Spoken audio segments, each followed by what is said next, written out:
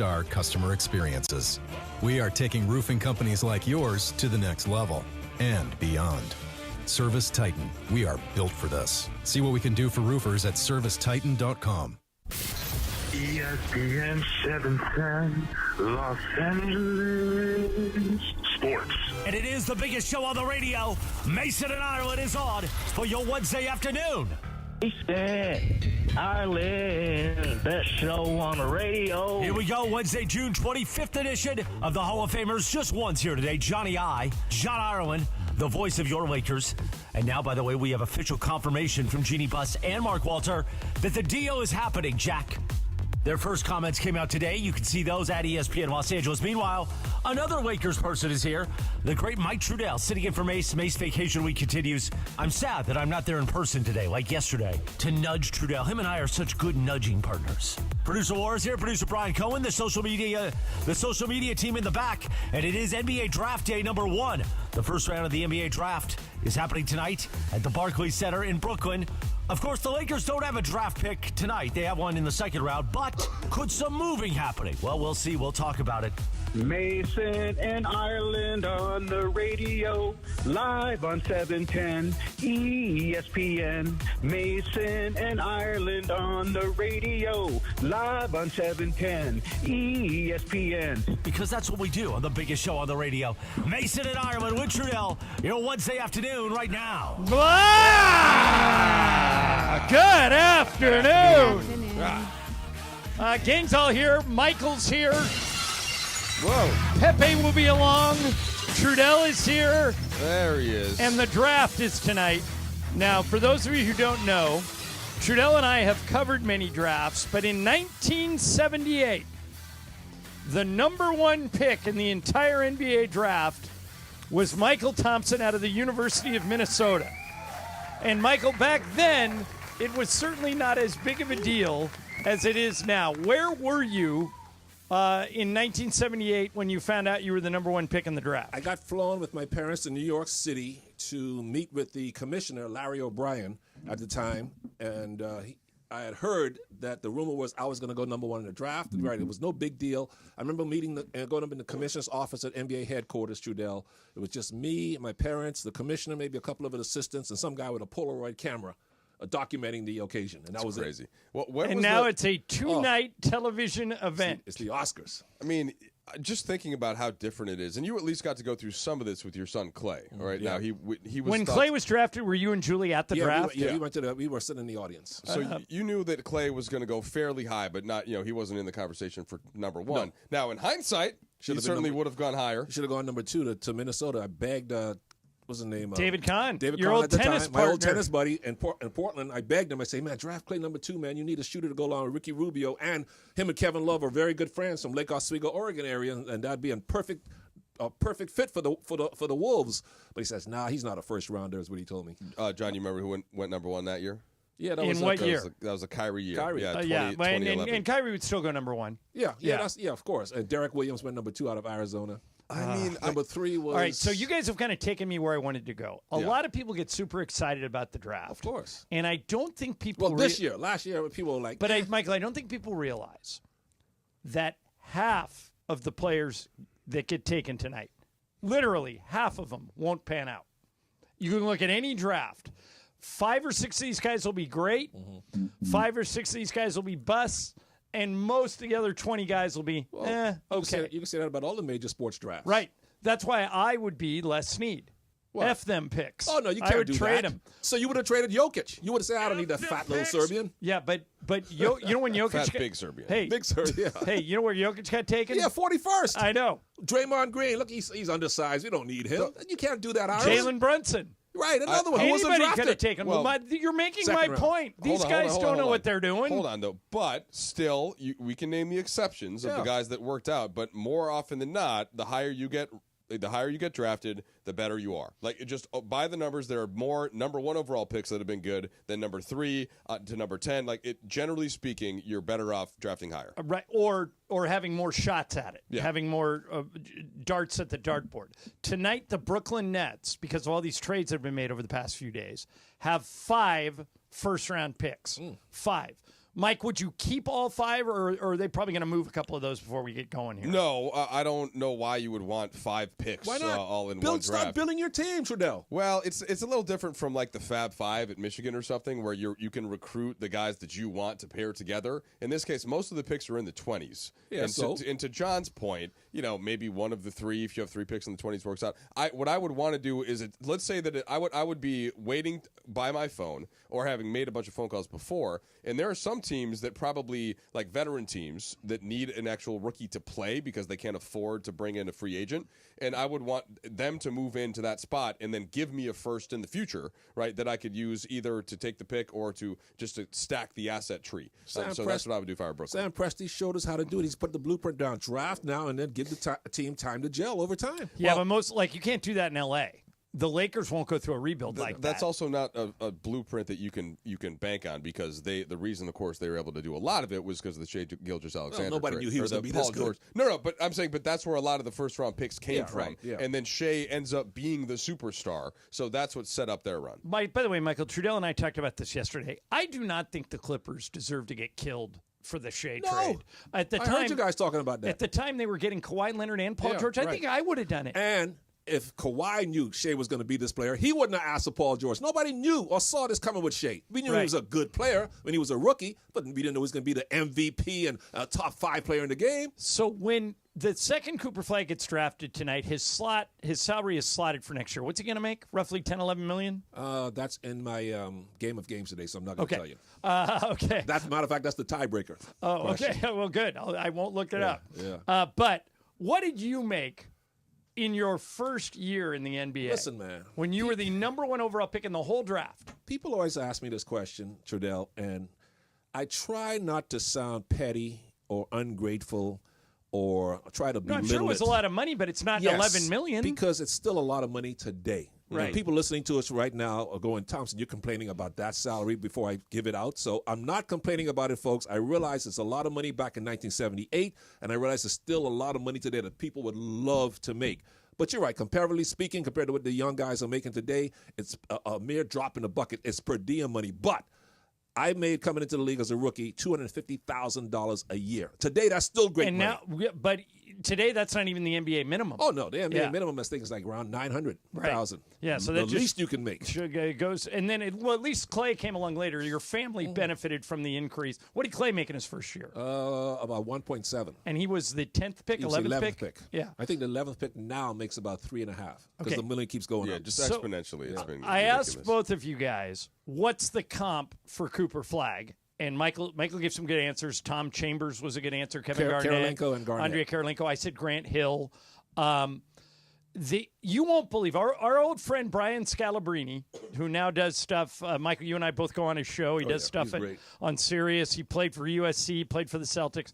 You won't believe who he says the comp for Cooper Flagg is. I'll share it with you. Can we guess? No. You can guess when we come back. When we come back. ESPN LA. We told you it was going to be the biggest offseason in Lakers history. Genie's still going to run the team, and this is massive. New ownership, the draft, free agency, summer league, and the tip-off of the season with the King and Luka. Every moment of coverage of the Lakers offseason on 710. Powered by Pro Baller. Pro Baller, the official energy drink of the Los Angeles Lakers. And your home of Lakers basketball in the Southland is 710 ESPN. Hey everybody, it's Cap. Are you downsizing or inheriting a home? Want to cash in on your equity? Call Sellers Advantage. They buy homes as is with no costly repairs, agents, or commissions. Get a competitive cash offer and close in days or on your timeline. Sellers Advantage has over 20 years of experience and even offers a $20,000 advance for moving expenses. Call 888-390-AS-IS or visit sellersadvantage.com for your no-obligation offer. DRE number 01961658. Don't worry, sell happy with Sellers Advantage. Hey guys, it's Sedano. Flashy discounts, gimmicky sales? Don't fall for it. At Hernandez Wholesale Flooring, we give you honest, wholesale pricing all year long. No bogus markups, no tricks, Just the best floors at the best prices. Call 866-62-FLOOR. No sale beats wholesale. Hernandez Wholesale Flooring. Check them out at hernandezwholesaleflooring.net or call them at 866-62-FLOOR. For the best prices on hardwood, carpet, and more, call 866-62-FLOOR. Evan Cohen here. Typically, you don't associate speed with quality. For example, you don't go through a fast food drive-thru and expect a gourmet meal to go. Well, here's an exception. If you're hiring, you can find candidates fast who are also extremely qualified for your job. Just use ZipRecruiter. With ZipRecruiter's advanced resume database, you can proactively find qualified candidates in minutes. No wonder why ZipRecruiter is the #1 rated hiring site based on G2. Try it free at ZipRecruiter.com/sports. That's ZipRecruiter.com/sports.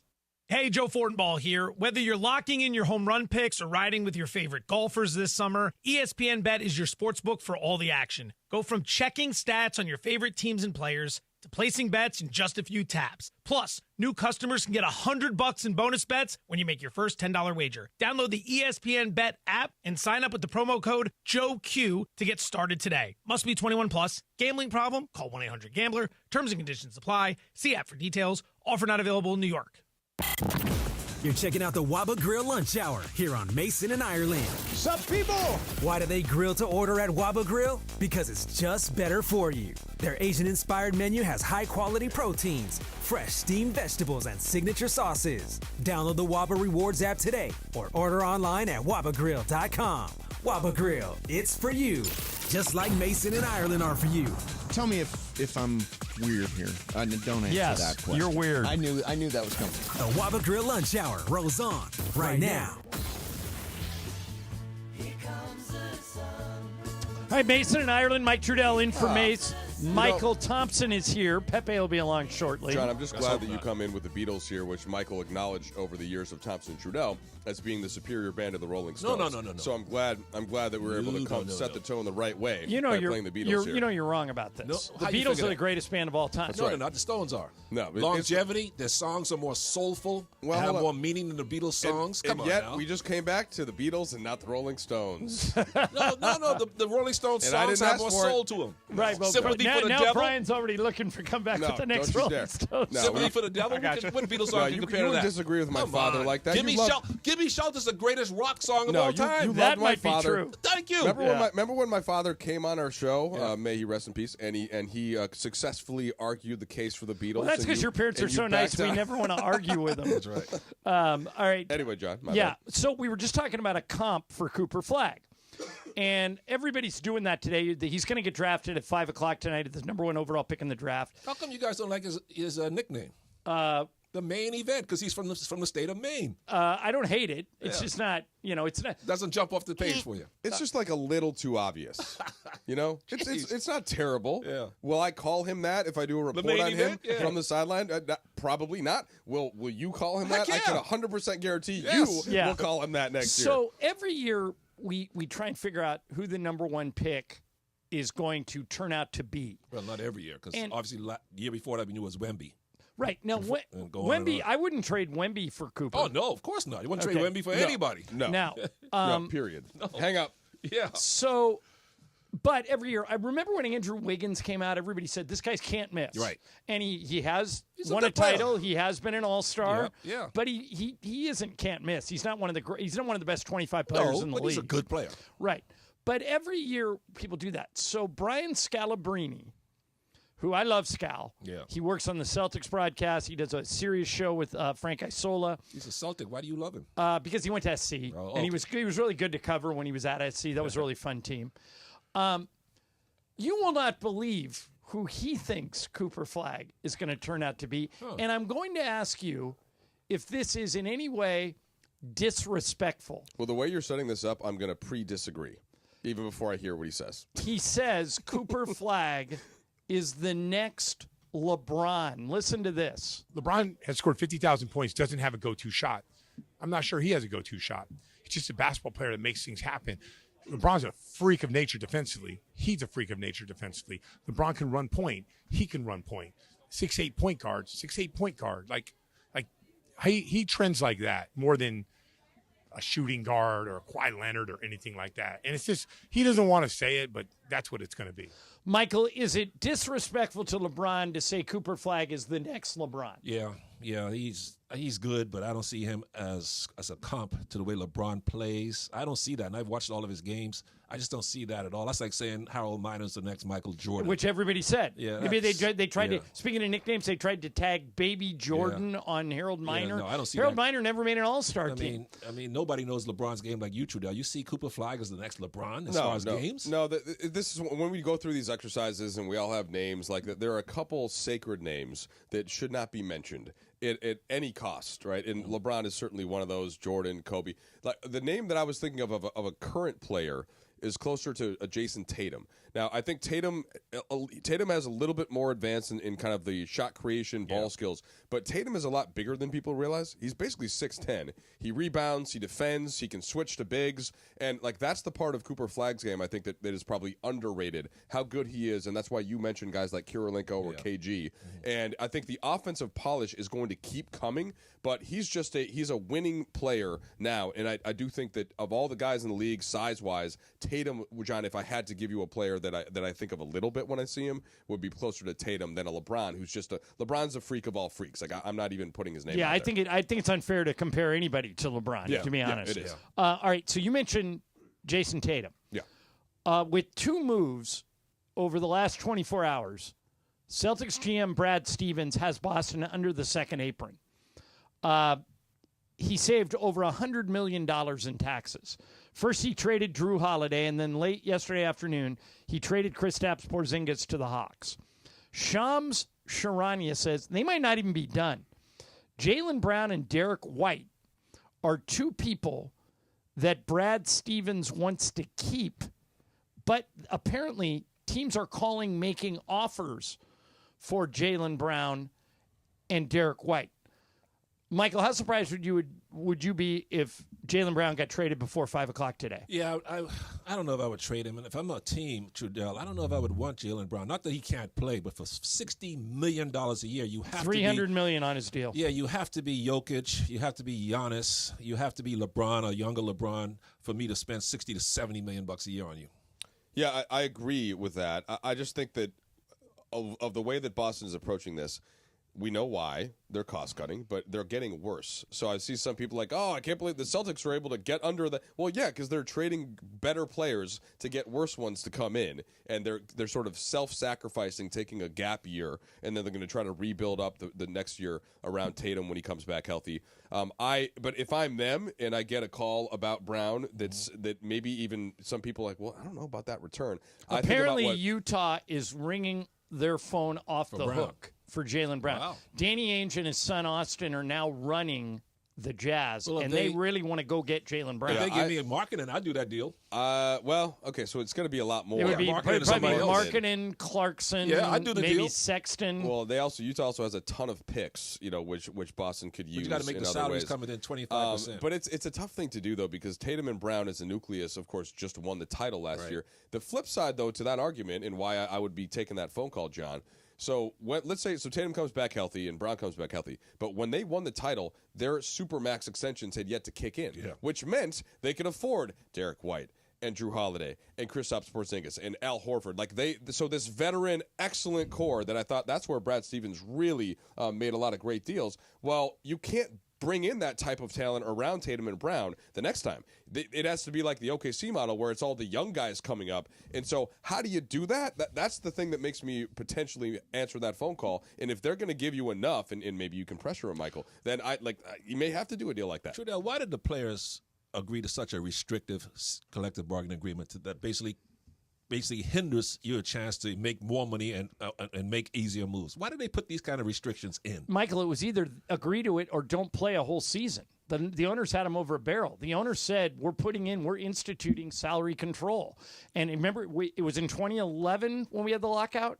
Yes. Remember, they started playing on Christmas. If the players not agreed to this, they would have lost a whole season like baseball did. If you're a player, wouldn't you come back into play? Why couldn't they put in a clause saying if you sign your own player, who you drafted, you shouldn't get penalized for it? I'm with you. I mean, that makes, because this is, let's make no mistake about this, guys. This is a salary cap. Right. They don't call it that. Yeah. But they've made the second apron so restrictive that what Boston what Boston did over the last 24 hours is they broke up a championship team to get under the second apron. And that's a cap. And the Thunder's going to have to do this in a few years, right? Hold on, they can't Michael. afford.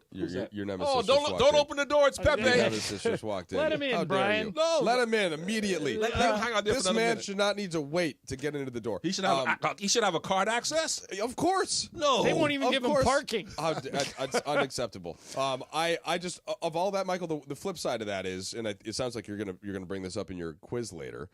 The salary numbers that are there now compared to when you played, right? The numbers are so high that it's hard for, I think, the players to come back and you just hit the nail on the head.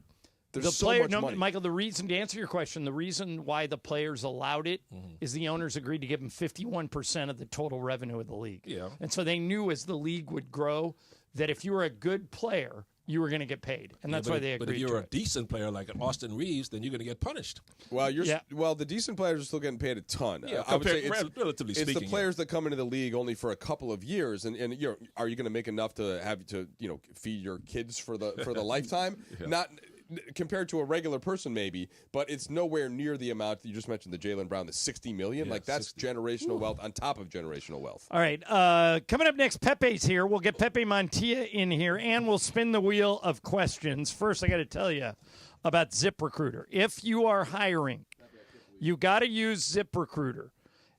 It can help you find qualified candidates for all your roles fast, and right now you can do it for free at ZipRecruiter.com/LA.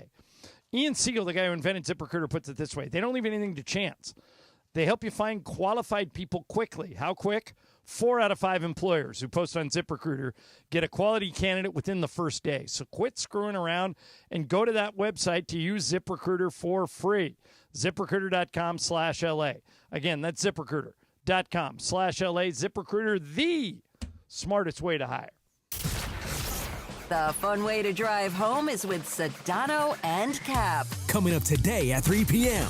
Well, I asked Cap today if he ever gets fambushed. Fambushed. You know how nowadays these younger kids, they'll stalk their parents or their siblings or whoever on their tracking apps. They'll see where they are and they'll be like, okay, hey, I see you're at Starbucks. Can you pick me up? Blah, blah, blah, blah, blah, blah, blah. Can't do it. Or worse, how about you're at a fancy restaurant, you and your lady, and then all of a sudden your family fambushes you and they show up at that place? I would just be like, hey, we're here. Do you want anything for us to bring back? Like, why wouldn't you just offer it? I'm here. No, but wait, Funchy, you say that you fambush your wife. Yeah, I mean, she lets me see where she is, and she's at like a nice restaurant or someplace I like. I mean, yeah, can you bring me home something, please? Now, do you share your location with her? No, I don't. Never. Wait, what? So out of here. What's she gonna find me at home on the couch all the time? That's what it is. Yeah, rubbing your cat. Sedano and Cap on 710. The fun way to drive home. Sedano and Cap. Tune in tomorrow for a chance to win tickets to Jake Paul versus Julio Cesar Chavez Jr. Listen for the cue to call tomorrow during a 710 Ticket Thursday and be caller number 7 to win a pair of tickets to Paul versus Chavez Jr. at the Honda Center this Saturday, June 28th. Stay tuned tomorrow for your chance to win or visit Ticketmaster.com to purchase. Ever feel like the road is out to... Thankfully, Hyundai is always working to ensure it doesn't, with over 130 IIHS Top Safety Awards since 2006. IIHS Top Safety Awards include Top Safety Pick and Top Safety Pick Plus awards to Hyundai vehicles from 2006 to 2025. Now for a limited time, lease a Hyundai Tucson for only $259 a month. Or get 2.99% APR. See your SoCal Hyundai dealer. Offers end July 7th. Call 714-568-7676 for details. All right, listen up. Whether you're out for a walk, hitting the gym, or just tackling your day, in this LA heat, chafing is no joke. Take my word for it. That's why you need Highlands Chafing Relief. This stuff is a game changer. Goes on like a cream, dries like a powder, and stays put even through sweat and water. No greasy mess, just all-day protection. If you've already got some chafing, Highlands soothes it fast with aloe, shea butter, and tea tree oil. Don't let chafing slow you down. Grab Highlands Chafing Relief at Walmart or Target right now. Need assistance with door and window projects? The Home Depot can help. From inspiration and materials to ordering and installation, our free Millwork virtual apron service can get you moving and doing. Plus, we speak Spanish too. Our associates can help you tackle complex jobs without you leaving the job site, saving you time and money. Call us at 1-833-HD-APRON or visit homedepot.com/MVA. The Home Depot, how doers get more done. Find what you love what you find. A Total Wine and More. There's so much waiting for you. Spirits and beer, thousands of wines. Guides in the know and prices so low, it just might blow your mind. You're gonna find what you love and love what you find. With curbside pickup and delivery available, you'll always find what you love, only at Total Wine and More. Drink responsibly, B21. And it is the biggest show on the radio, Mason and Ireland, here each weekday. You know what it's time for? What is this? It's time for Wheel of Questions. Producer Brian Cohen, are you ready with that wheel? Hit it, Jack.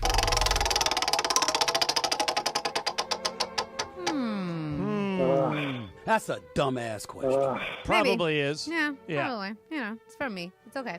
All right, guys. So, I don't know if you guys saw, but probably did. Kyrie Irving signed a 3-year, $119 million deal with a 2027-2028 player option. As you know, he is recovering for ACL surgery and it can possibly be returning January 2026. We've also been talking a lot about Cooper Flagg and him going in number 1, and obviously the Mavs have that pick. So my question to you guys is, with the core of Irving, Clay, AD, and Flagg, how difficult is the West going to be now with these guys and everybody obviously being healthy in the Mavs? Well, Stephen A. Smith, Michael, said today, and you've said this long before he said it, that, and this is a big if, but if the Mavericks get healthy, if all those guys get healthy, Kyrie, AD, Clay, Flagg, that they're the biggest challenge to Oklahoma City in the West. They're like, Stephen A's got him number 2. Yes, along with Houston. They definitely are the top 4 if everybody's healthy going into April to knock off Oklahoma. What, Michael, how good could Dallas be? No, I mean, I don't disagree, really. I think that they're right there in contention. I mean, they still need to get another guard or two, which they will. Let's say they get D'Lo. Yeah, to fill in until Kyrie's ready. Yeah, it's gonna have to be a cheaper guard. Like the roster still needs a little bit of balance there, but I love having the type of bigs that they would have, and just adding Flagg to that is what makes it unfair, right? If they didn't have Flagg, that would be a difference. But they're every team in the West, with the exception of New Orleans and Utah, is going to be pretty good next year. And actually, I would put Phoenix down a little bit, and then Portland's kind of with Holiday now. They're fighting in that play-in range, but they're they're not staying there. And actually, Memphis, you got to take it. They're going down a little bit now, losing Bane. But Sacramento actually is not great. But you've got 8-9 teams that are really, really good that could win the West. Pepe Mantilla has walked in. Hi, Pepe. How you doing, guys? Wait, how good do you Welcome, think? Pepe. How good do you think Dallas can be? They're going to be really good, and it's going to this day to me is so interesting because the draft is just guessing. It's just what's going to happen. This, that. Well, I said it earlier before you came in. Half the picks tonight are going to be flops. Half. Yeah. And the other half, there's going to be somebody that gets taken in the teens that's going to be Kobe Bryant, Giannis Antetokounmpo. Next shade. Clay was taken 11th. Kobe was taken 13th. Giannis was 14th. Kawhi was 15th, I think. Yeah. So, Pepe, you're right. It's guesswork, but the question is, who gets it right? Well, Sam Presti normally drafts. Rob Pelinka's had a good track record. I mean, some guys get it right, and other guys, like David Kahn, we mentioned David Kahn, your old tennis buddy, passed on Steph Curry and took 2 point guards, Johnny Flynn and Ricky Rubio, before Steph. He takes Steph. He's probably still a GM, Michael. Look at Vlade, passed on Luka. And what happens is that today everybody is telling you, well, this is going to happen, this. If everybody uses the word if. And that's just protecting themselves in the guessing game. That's what you do. As simple as that. No, that's what we all do. And you know Not what? Me. Not me. I speak definitive. No, Mike. What? I mean, you have Zubas. Hakuna Michael, I think those Matata pants are very handsome. I'm a fan. Pants. You know what? If your great grandfather and your great grandmother, if they didn't meet each other, we didn't have to deal with you. Well, thank goodness they did. Yeah. Oh, man. In the jungles of the Bahamas. Yeah, it'll be interesting. Dallas has potential. They certainly on paper look like they can be really good. Oh, yeah. But here's a rumor that won't go away. Okay, so the Knicks asked permission to talk to all these different people. and all of them said no. They asked to talk to Jason Kidd. Mavs said no. They asked to talk to Ime Udoka. Rockets said no. Ime Udoka got a big extension out of that. Jason Kidd did not. Yeah. And I think this is the last year of his deal, I believe. Yeah. So if he hasn't signed in Dallas, is it still a possibility, Trudell, that he could end up in New York? I mean, I guess. I don't know that that's a major needle mover either way, if he stays or if he goes to the Knicks and takes over. But it is. What's a better job? Dallas. With Flagg. Look at the East. I mean, in terms of roster construction right now, I'd probably rather be with the Knicks. But why? Why? Michael, you're not looking at the East. Think about it. No Tatum, no Dame Lillard. Who's winning the East next Texas, year? no state taxes. Yeah, I was talking New about- York, 55% of your money going to the government. The Texas That's thing is all a you little. care. That's all you care. We're talking about different. The Texas things. thing And is this also new mayor overrated. is going to raise the Because taxes. you pay taxes in the cities that you go to, so it's not quite the same as when they say, "Oh, there's no state taxes." You still have to pay the taxes of whatever Right, city that right. you're in. There you go. So that mitigates it some. But in terms of like the Knicks for next year, yes. But long term, this goes back to how much I like Cooper Flagg, and I think all of us do. And so yes, that to me ends up being a great job. And they also have more assets. The Knicks have already sent all of their assets away for Mikal Bridges and some of the other players. But Michael, they've you acquired. would admit that if you just look at those jobs on the surface, if you're coaching the Knicks, you have a much easier route to the finals than you do with the Mavs. Just for next year, but 2 years we don't know that. Yeah, no, I'd much rather be with And Dallas. then you have more pressure too in New New York. Of course. But Dallas to me is a better team and a better job. It'll be interesting to see. Until Jason Kidd signs an extension in Dallas, I don't think that rumor's going away. Yeah. I think that there's a possibility. Unless he he's could just leave. You don't think he's going to sign it? I don't know why he hasn't. I think he will. Yeah, unless it's a money grab, I don't see how he thinks that's a better job than what he has now. I wanted to bring this up because, Michael, you've told the story many times that when you, and you're not very boastful, when Clay was coming out of high school, you called USC, Tim Floyd was the coach. And Ben Howland. And you called UCLA, Ben Howland was the coach. And you said, guys, you got to take a look at my son. He is the best shooter I've ever seen. His game is completely different than mine. And they each told you, Michael, thank you for calling, but my guards are better. Well, I have no spot for him. Right. And so Clay, who really wanted to play in the Pac-12 at the time. And stay home in L.A. Had to settle to go to Pullman, Washington, and play for Washington State. So this is from LeBron's podcast, the one he does with Steve Nash. And it reminded me of those stories you told me that these guys kept saying no to Clay, and I couldn't understand why. Listen to this story LeBron tells Nash on his podcast about if you don't get drafted tonight, okay? If you think you're getting drafted, but you slide to the bottom or you don't get drafted at all because there's only 60 picks. Listen to this. Can I read something? Yeah.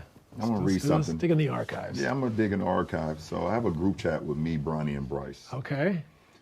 And, from time to time, I'll send just, things that just, focus them back in. So I sent this June 18th, 2024. I'll tell you who this guy is after I read this. Unranked in high school. 0 D1 scholarship offers. Played 3 years of Division II basketball at UCCS. I know who it is. Transferred to Colorado. And now is an NBA champion. Hell One of the a best player. teams in the NBA. That guy's Derek White. Hell of a player. Hell of a player. And my message was to them, everybody's road to success is different. So stay locked in and patient. That was my message to my boys last year. Message. And, Michael, isn't that great advice that you don't have to be drafted tonight? Look at Austin Reeves, completely undrafted. Look at Alex Caruso, two-time champion now. Right. He had knock around in the D-League at the time just to try to survive, and now look at him. Yeah, you're not going to make as much money if you don't get drafted. But There if you, is nothing guaranteed. Right. That's the bottom line. That Well, first-round salaries are. Yeah, that's true. Yeah, but a lot of those But you're guys, right. like Anthony Bennett, out of the league, is the number 1 overall pick in the draft. Yeah. Yeah, It's a lot of stories like that throughout the league, guys who did not get drafted but went to a team, made the team, and now carved out a nice, long career. And how about the ones that were picked number 1 or 2 and then they disappear? Well, for a long time, the number 2 pick was a bust. It was a Remember, curse, kind of a Hashim curse. Thabit was in there, and Greg Oden. No, not Greg Oden. He was 1. Kevin Durant went 2 in that Yeah, draft. in that draft. But a lot of people that have gone with that second pick didn't where Derek Williams, you mentioned earlier, didn't really pan out. Well, Pepe, that was really strange because he was really good. Yeah, there's a lot of guys that have been good. Pepe, the second pick in the 1978 draft was Phil Ford. That's right. You probably would have Rookie of the year. You would have rather had him than the number 1 pick, wouldn't you? That year? Totally. Yeah. Totally. Don't tell him who the 6th pick was. Yeah. Well, don't bring it up. Why do you guys always have to bring this up? I know. You don't know. You don't have no idea who the 6th pick was. It would be unfair to compare Cooper Flagg to Larry Bird, too, right? No, not really. Different kind of. Flagg is just an explosive athlete. Yeah. Bird was a just incredible hand-eye shooting size. Bird's bigger than people seem to remember. 6'9". So, He was a legit 6'9". Yeah, great rebounder. Yeah. He's as tall as you. Yeah, and tough. You know the thing that I really like about Cooper is he's a great defender, and nowadays you don't find them like that. Well, Michael, I don't know if Bird ever said this to you, but Isaiah Thomas was telling a story the other day on NBA TV that when Larry was playing, they said, "Who you guarding me with tonight?" to Isaiah. And Isaiah said, I think we're putting Kelly Tripuccia on you. He goes, that's insulting. He goes, why? He goes, you're guarding me with a white guy. He goes, you can't guard me with a white guy. And he lit him up. Yeah, Larry and so, a few years later, Isaiah goes to Bird. He goes, I got somebody for you now. He goes, who is it? He goes, Rodman. He goes, at least he's the right color. Yeah, and he can play. He can play some defense. Yeah. All right, coming up next is Sports Graffiti. You get Pepe's here, Michael's here, Trudell's here. You can call us with anything. You got anything we've talked about. The Dodgers won again last night. They're in Colorado tonight. Yamamoto's pitching. You can talk about anything you want. 877-710 ESPN. 877-710-3776. Sports Graffiti coming at you next. ESPN LA. Don't miss Travis and DeMarco. Live from LA Live. Back tomorrow morning at 9 a.m. Let me explain to you the best place to get a hot dog, but it's a golf course thing. They will split the dog like you're talking about. They'll butterfly the dog, right? They will typically cook it on the flat top so it gets a little of that crust on both the inside and the outside, and then they put it back in the bun, and then there's that little groove in the hot dog that catches all the stuff. You're welcome. Travis Rogers and DeMarco Farr. On 710 ESPN. Listen all week to sit out on cap for your chance to win a pair of VIP tickets to the biggest pro wrestling convention this Saturday, June 28th at Hilton LAX. Listen for your cue to call and be caller number 7 at 877-710-ESPN. That's 877-710-3776 for 2 tickets with VIP access to LAX Fan Fest, plus 1 autograph by Ahmad Johnson. Listen to Sit Down on Cap for your chance to win, or visit fanfestlax.com for tickets. Next Gen is the official heating, plumbing, and electrical company of SoCal sports fans and is the absolute best in the biz with thousands of 5-star reviews to prove it. Get ready to beat the summer heat with Next Gen. For a limited time, enjoy a free whole home air cleaner with any new AC installation. Call 833-3-NEXT-GEN. That's 833-3-NEXGEN to book your appointment. CSLB number 1011173. Next Gen, here for you now and for years to come. NEXGEN. Call 833-3-NEXT-GEN. Pacific Palms Resort, LA's Hilltop Hideaway and #1 work and play resort, provides opportunities for all travelers and locals. Enjoy restful accommodation, dine in the Red Restaurant with an expansive outside patio, or pamper yourself and relax at the spa. Hit the links at one of their 2 championship courses, the Babe and the Ike. Pacific Palms Resort is the perfect choice for a Los Angeles venue for your business meetings, weddings, and big events. Enjoy a beautiful staycation or family holiday at their Hilltop property. Book your stay at LA's #1 work and play resort today at PacificPalmsResort.com. Don't navigate the legal system alone. Hey, it's Travis. At the personal injury law offices of Joseph S. Normand, they will fight tirelessly to get you the max compensation you deserve. Joe and his team understand the emotional and financial toll that an injury can take on you and your life. Call 213-747-2000 or visit normandlegal.com. The law offices of Joseph S. Normand have helped thousands of people like you recover millions of dollars in settlements and verdicts. Visit normandlegal.com or call 213-747-2000. Your recovery is their priority. Hey Rams fans, it's your quarterback Matthew Stafford here. Join me for Walk United LA at the Rose Bowl Stadium on July 20th. Participants can walk or run to support fire recovery efforts and our most vulnerable LA communities. Learn more at walkunitedla.org. See you there. 710 ESPN, your home for the 17-time world champion Lakers. KSPN Los Angeles, a Good Karma Brands radio station. And it is 1 o'clock in the Southland on the biggest show on the radio, Mason and Ireland. And it's time for Let's Talk About It on Sports Graffiti like we do every day at this time. Sponsored by our friends at BetterHelp. Mental health is health. Visit BetterHelp.com/timeout today for 10% off your first month of therapy. BetterHelp.com/timeout. Now let's do it. Let's talk about it on Sports Graffiti on Mason and Ireland. All right, it is time for Sports Graffiti. We got a full house. Mike Trudell's in for Mace. Michael Thompson's here. Pepe Mantilla's here. You guys can hit us with anything you want. We'll start with Jason. Jason, you're hitting leadoff on Sports Graffiti. What do you got? It's a great day for having all the Laker guys on. So I got a question. I'm a huge fan of Maxi Kleber. Is he going to be a contributing factor next year, or if the Lakers make a trade like we all expect, do you think he's going to be one of the assets going out? It's a good question, Jason, and thank you for that. Mike, you have any insight there? I think they like Kleber. They really didn't get much of a look at him. I think he only played in 1 or 2 playoff games, right? Yeah, just the last one. Got a couple of minutes, right, in Game 5. I mean, I've liked some of the things that he's done in Dallas over the last couple of years. Luka obviously knows him, but he was hurt, right? He was in the boot, so we just don't know. We'll have to see in preseason if he can get some minutes and how he fits with everybody. And Michael, hold on. Pepe, turn your mic on. Turn his mic on, Brian. You got it? Please, Pepe. How long you been working here? No, Pepe, you like Kleber. I really like him. Michael, I know you don't like 7-footers who stand 30 feet from the basket. How do you feel about Kleber? He's fine because he doesn't have a post-up game, so he's a good shooter. So he's fine. He's a good player. All right, let's go to Dave. Dave, you're on Sports Graffiti. Go. Good afternoon, fellas. Good afternoon. Good afternoon. Before my question, I have a funny kind of joke or whatever. I was hoping Mace was there from last week, Thursday. It was the funniest thing. So the guy calls in, "Oh, I'm a big Laker fan. I got a great idea. Have LeBron come off the bench. He could be the sixth man." But then a heartbeat, John goes, "Never call here again." Yeah. It was the funniest thing. Yeah, I hope it worked. I hope that guy who wanted to bench LeBron never calls here again. What else? Yeah. What else you got, Dave? How crazy is that? Yeah, nuts. Anyways, my question is, Naz Reid. Do you think the Lakers can get him, or is he ungettable? Unrestricted, right, Michael? Yeah. I think he might be too expensive for us. Yeah, he's going to command or should command $25 a year based on today's numbers. And I think Minnesota wants to keep him. I do, too. I don't think they're going to sign him and trade him to the Lakers. But you never know. Here's John. John, you're on Sports Graffiti. What do you got?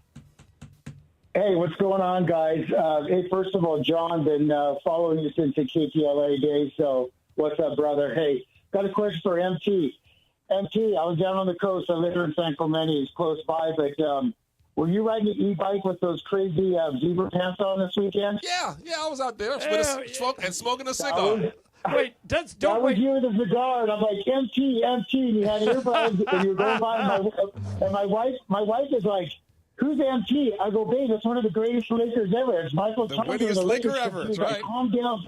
She's like, quit yelling, but you just get to know the kid that Michael. I gotta tell you though, those pants are so embarrassing. What? Okay, do not wear those down on the coast ever again. He's wearing them right now, John. Come on. Look, odds are for anybody out there in Southern California, if you see somebody that's 6'9", extremely handsome, and wearing Zubas, odds are it's Michael Thompson. Michael, I applaud you for getting some exercise and riding your e-bike, but if you're smoking a stogie, doesn't that kind of defeat the exercise? Well, kind of, but the fresh air is doing me good. By the way, a lot of the kids' friends are getting e-bikes. Yes. We live in a hilly area, and I said, no, I want you to develop your leg muscles, your quadricep muscles. No e-bikes. I want you using your legs. Oh, I have an e-bike, and anytime a hill comes, crank that throttle, baby. Mike, what do you think? Don't buy your son's an e-bike, because I see a bunch of kids in my neighborhood around my area. These kids are like 10, 12 years old, like riding e-bikes and everywhere, going fast. in the middle of the road. I wouldn't let my son ride them that are It's scary, man. Yeah, your kids are too little for an e-bike. No, a lot of their friends already have them. Yeah, really? Yes. Already? I don't care about their friends' kids. 10. I only care about your kids. Oh, man. Tell Andy you and I don't buy him any e-bikes. Okay. Javier, you're on Sports Graffiti. Javier, go. Javier going once. All right, we lost him. Laura, what's that name on line 5? Lamb. Hey, Lamb, you're on Sports Graffiti. Go. Hey, guys. It's good afternoon. I just wanted to talk about the guy that was banned from MLB today, talking about Ketel Marte's mom. I want real consequences here. What's to stop this guy from coming into the stadium with, a fake mustache and glasses, with his friend? Is there really? Can he really come into the stadium? This is an excellent question. This also applies to the guy that. Yeah. So what Lamb is talking about is Ketel Marte, who's an all-star second baseman for the Arizona Diamondbacks, lost his mother in a car crash a few years ago, and a heckler started yelling about his mom during the Diamondbacks game last night, and Marte was brought to tears. They had to take him out of the game because this guy was so disturbed. Baseball has come out and said he's banned forever from all, and that's what I want to get to. That's Lamb's question. Is it possible in 2025 to ban somebody from all major league stadiums? No. How do you execute that? You can't, because nobody recognizes. He's going to walk into another gate. Nobody's going to know that's him. Well, they have facial recognition at SoFi. They're not going to check to see everybody's facial when they come through and they scan their ticket. Nobody does that. I think they will. Every person who comes just to look for this one guy? No. Yeah. 50,000, 40,000 people? No. Well, he's gonna have to jump through some hoops. Like somebody else would have to buy the tickets. Right. Yeah. And he would if these parks have face. Lamb, I applaud you for trying to throw the book at this guy. I think this guy's the absolute worst. Yeah, you can, and he should be banned for life. But I don't know how you. Well, no, this is what we do. I'm trying to. I don't know where that game was played, but wherever it was played, Chicago. It was against the White Sox. White Sox, yeah. Okay. I worked in local news for 30 years. If you are a reporter in Chicago, and that's the number 3 market in the country, publicly name this guy and put it out there that he's the one who did it. But when they ejected him, did they get his name? No, but you can if you dig. Yeah, I mean, you can if you dig. Guy anonymous in the stands? No. How do you find him? No, this is what you do.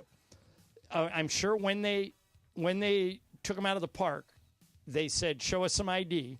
So somebody in the... You can't do that. You can't ask for ID. Why not? Let me see. Let me think about this. I know cops can unless you commit a crime. But can somebody ask you for your ID in a stadium? Michael, there are ways... You can. In an era of social media, there are ways to name this guy. And once he gets named publicly on social media, then, to Pepe's point, you develop an army of people to keep him out. And if somebody's going to see him, they're going to say, that's the guy that did it. I don't wish ill will upon anybody, but I hope this guy gets so shamed in Chicago that he has to move. But you're right. Legally, somebody might correct me, but legally, since you're not in law enforcement and since he didn't break a law, I don't think you could demand his ID. You know? Yeah. If he was trying to buy alcohol or something, yeah. But I don't think you just demand it. All right, let's go to Jim. Hey, Jim, you're on Sports Graffiti. What do you got? Jim, you there? Jim going once, Jim going twice. He's gone. Let's go to Devin. Hey, Devin, you're on Sports Graffiti. Go. Hey, what's going on, boys? I just wanted to say 2 quick things. Number one, in regards to Rob Pelinka, I'm not the biggest Rob Pelinka fan. I just think he's on the clock. The clock starts tonight. There's a GM out there, Mr. Meyer, I believe his name is, the old GM of Golden State. I think he's young-minded. I think he's more in tune and a basketball savant and genius. And my second thing was in regards to Caitlin Clark. Sometimes, boys, some players just have better college careers than pro careers, and I'm not saying that's going to be Caitlin Clark, but as it stands right now, I just think she's had a better college career than pro career. All right, thanks, Devin. Michael, I think she's going to have a tremendous pro career. Something's going on with her those last week. She came back from a quad injury. She had 2 great games. In the last 3 games, she's shooting like Caitlyn Jenner. So all of a sudden, she can't make a shot. It's weird. Here's the weirdest thing. This season, she's shooting 45% from 3 at home. Yeah. And on the road, she's 1 for 28. I know. I watched her play the last 3 games, and she can't make a shot. She looks frustrated. Here's the problem. If I was talking to Caitlin over lunch, I say, Caitlin, you got to develop a mid-range game. Everything can't be a 3. Right. I don't understand this. And they're defending her different than everybody else, so she's got to come up with some counters. Yeah. Ernest, you are on Sports Graffiti. Ernest, what do you got? I'm mad at her. Hey, Ireland, quick question. I've been listening to you for a long time, and you've always said, I only make fun of you if I really like you. Yep. And Okay, so if that's the case, like you made fun of Sliwa and Biggs, how come you've never made fun of Trudell? Yeah. Well, Michael does all the making fun of Trudell. He says he wears Garanimals and he should shop in the kids section. Yeah. He has a child seat to drive his car. Yeah, all that. But I probably, Ernest, make as much fun of Trudell as anybody when we're out together. Maybe not on the air because Michael takes care of that. That's right. But Michael makes fun of everybody. But in the morning, he looks at the mirror and he starts laughing. Because I realize the rest of the world's jealous of me. Will, you're on Sports Graffiti. Will, what do you got? What's going on, you guys? So I got two things. So first one is my theory. I think Mike T was talking about this yesterday. We were talking about the whole Achilles thing, and I went back and I was like, okay, what shoes did Kobe have on when he tore his Achilles? And it was low tops. And then I've been looking like, dang, all these new players are the low top sneakers, and I'm like, that's my first thing. That's my first theory. Yeah, that's out. That's out there. A lot of old school players now. I read Gilbert Arenas the other day is like, cover up your ankles. How's that going to stop you? Yeah, we used to play in pro models when we were at AAU back in the early 2000s. But Michael, when you played hold on one second, Will, I'll let you get to your second thing. But Michael, when you played, the average Achilles tear each year was 2 to 3. Yeah, about that. This year we had 8. Yeah. So a lot of people think it's because of the low tops. Go ahead, Will. 8. And then my second one is this is a funny question. I always want to ask, especially Michael Thompson. What is out of all the superstar players, athletes in the world, in all history, what is the worst nickname that you ever heard of a superstar? That's it. Have a good one. All right. The worst nickname. Boy, so many great ones for like Magic or Dr. J. But the worst nickname, Iceman, of course, is a great one. That's a great question. I've never thought about it in that context. Think about I have something on his first question. So I was talking to somebody, a hockey player, the other day, and so you obviously don't see a lot of low ankle sprains or even Achilles in hockey because obviously the skate, right, the boot covers up the low part of the leg. Right. But what you get instead is more fractured legs. So like you can change the footwear, and that might just change the injury. And I get that Achilles is probably the worst one that you can have, even though it's gotten better. Like look at how Kevin Durant, for example, has done since his. But what you're wearing on your foot can make an impact a little bit from what type of injury, but the injury is going to go to some other part of the body if you're covering up a certain one. The worst nickname of a great player. Let's give that some thought. Yeah, because they've all been great. I thought the one Barkley threw at AD was really unfair. Street clothes. I have it, Baby Jordan. Or what? Harold Miner. We talked about that's the worst. Nobody seriously called him that. No, back when he came out, they did. The guy's calling highlights on ESPN. That's the worst. Yeah. Baby Jordan. Maybe you're right. It's at least the one I can think of. But he said a great player had the worst nickname. An athlete. Pepe, what do you think of this nickname? The Bahama Bomber. Yeah, what do you think about that, Pepe? Huh? That's the worst. I mean, nothing compares to that. Coming up next, PJ Carlesimo is going to join us. And do you want me to do Better Health or Pro Baller, Laura? Pick one. Better Health. All right. Let's talk about it on Sports Graffiti is sponsored by BetterHelp. Mental health is health. PJ Carlesimo joins us next, ESPN LA. New era, same home. This could launch the Lakers into the stratosphere. The Lake Show have a new ownership group led by Mark Walter. And 710 ESPN had plenty to say. I mean, is it fair to say maybe some of the biggest news in decades here in LA? It was breaking news that shook the sports world. The Buss family is entering an agreement to sell majority ownership of the Lakers to Mark Walter. But one thing remains the same. The heart of every Lakers fan beats through 710 ESPN. Oh, my God, guys. What a day in Lakerland. From shock to excitement. From questions to confidence. This now puts the Lakers in every conversation. Yep. Now there isn't a player they can't afford. The reaction started right here on 710 ESPN. This is awesome. New era for the purple and gold. Same home for the Los Angeles Lakers. 710 ESPN.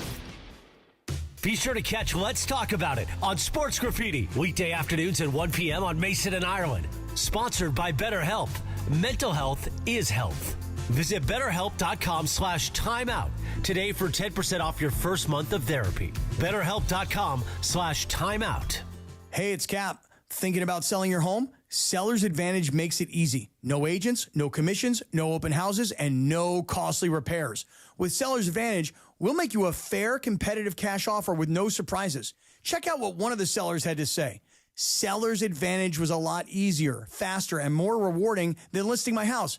I worried about getting a low offer, but theirs matched the value I was hoping for and much higher than their competitors. They gave me time to decide, and the process was friendly, fast, and anxiety-free.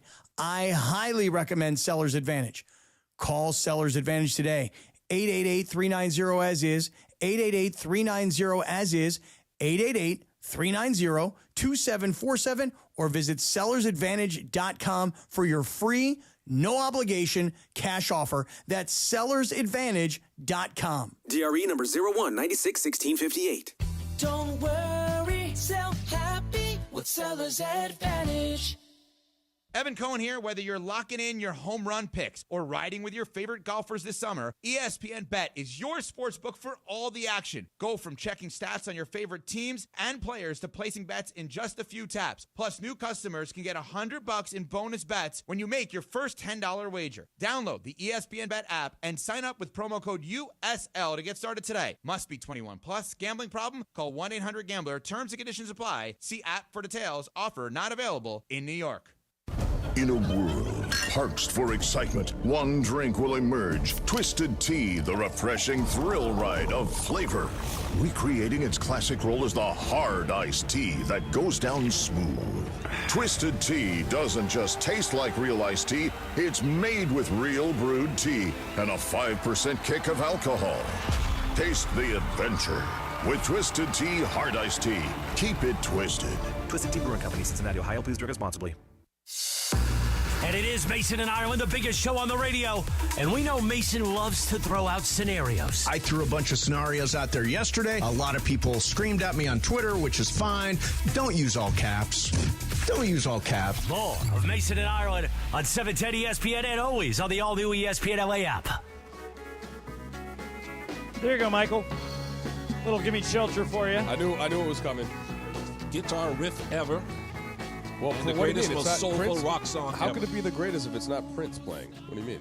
Greatest guitar. Keith Richards is right up there too now. Come on now. Yeah, but guitarist. Who would you take if you had to pick up, Prince or Keith Richards? Keith. Oh, wow. Yeah, and I like Prince, don't get me that's wrong. his age. Yeah. Oh, No, wow. Age has got nothing to do with it. All right, give me Prince. So, in case you don't know, all four of us work on the Laker broadcast. Mike's the TV sideline reporter. Michael and I do the games in English on the radio. Pepe and his partner, Samuel Jacobo, do the games in Spanish.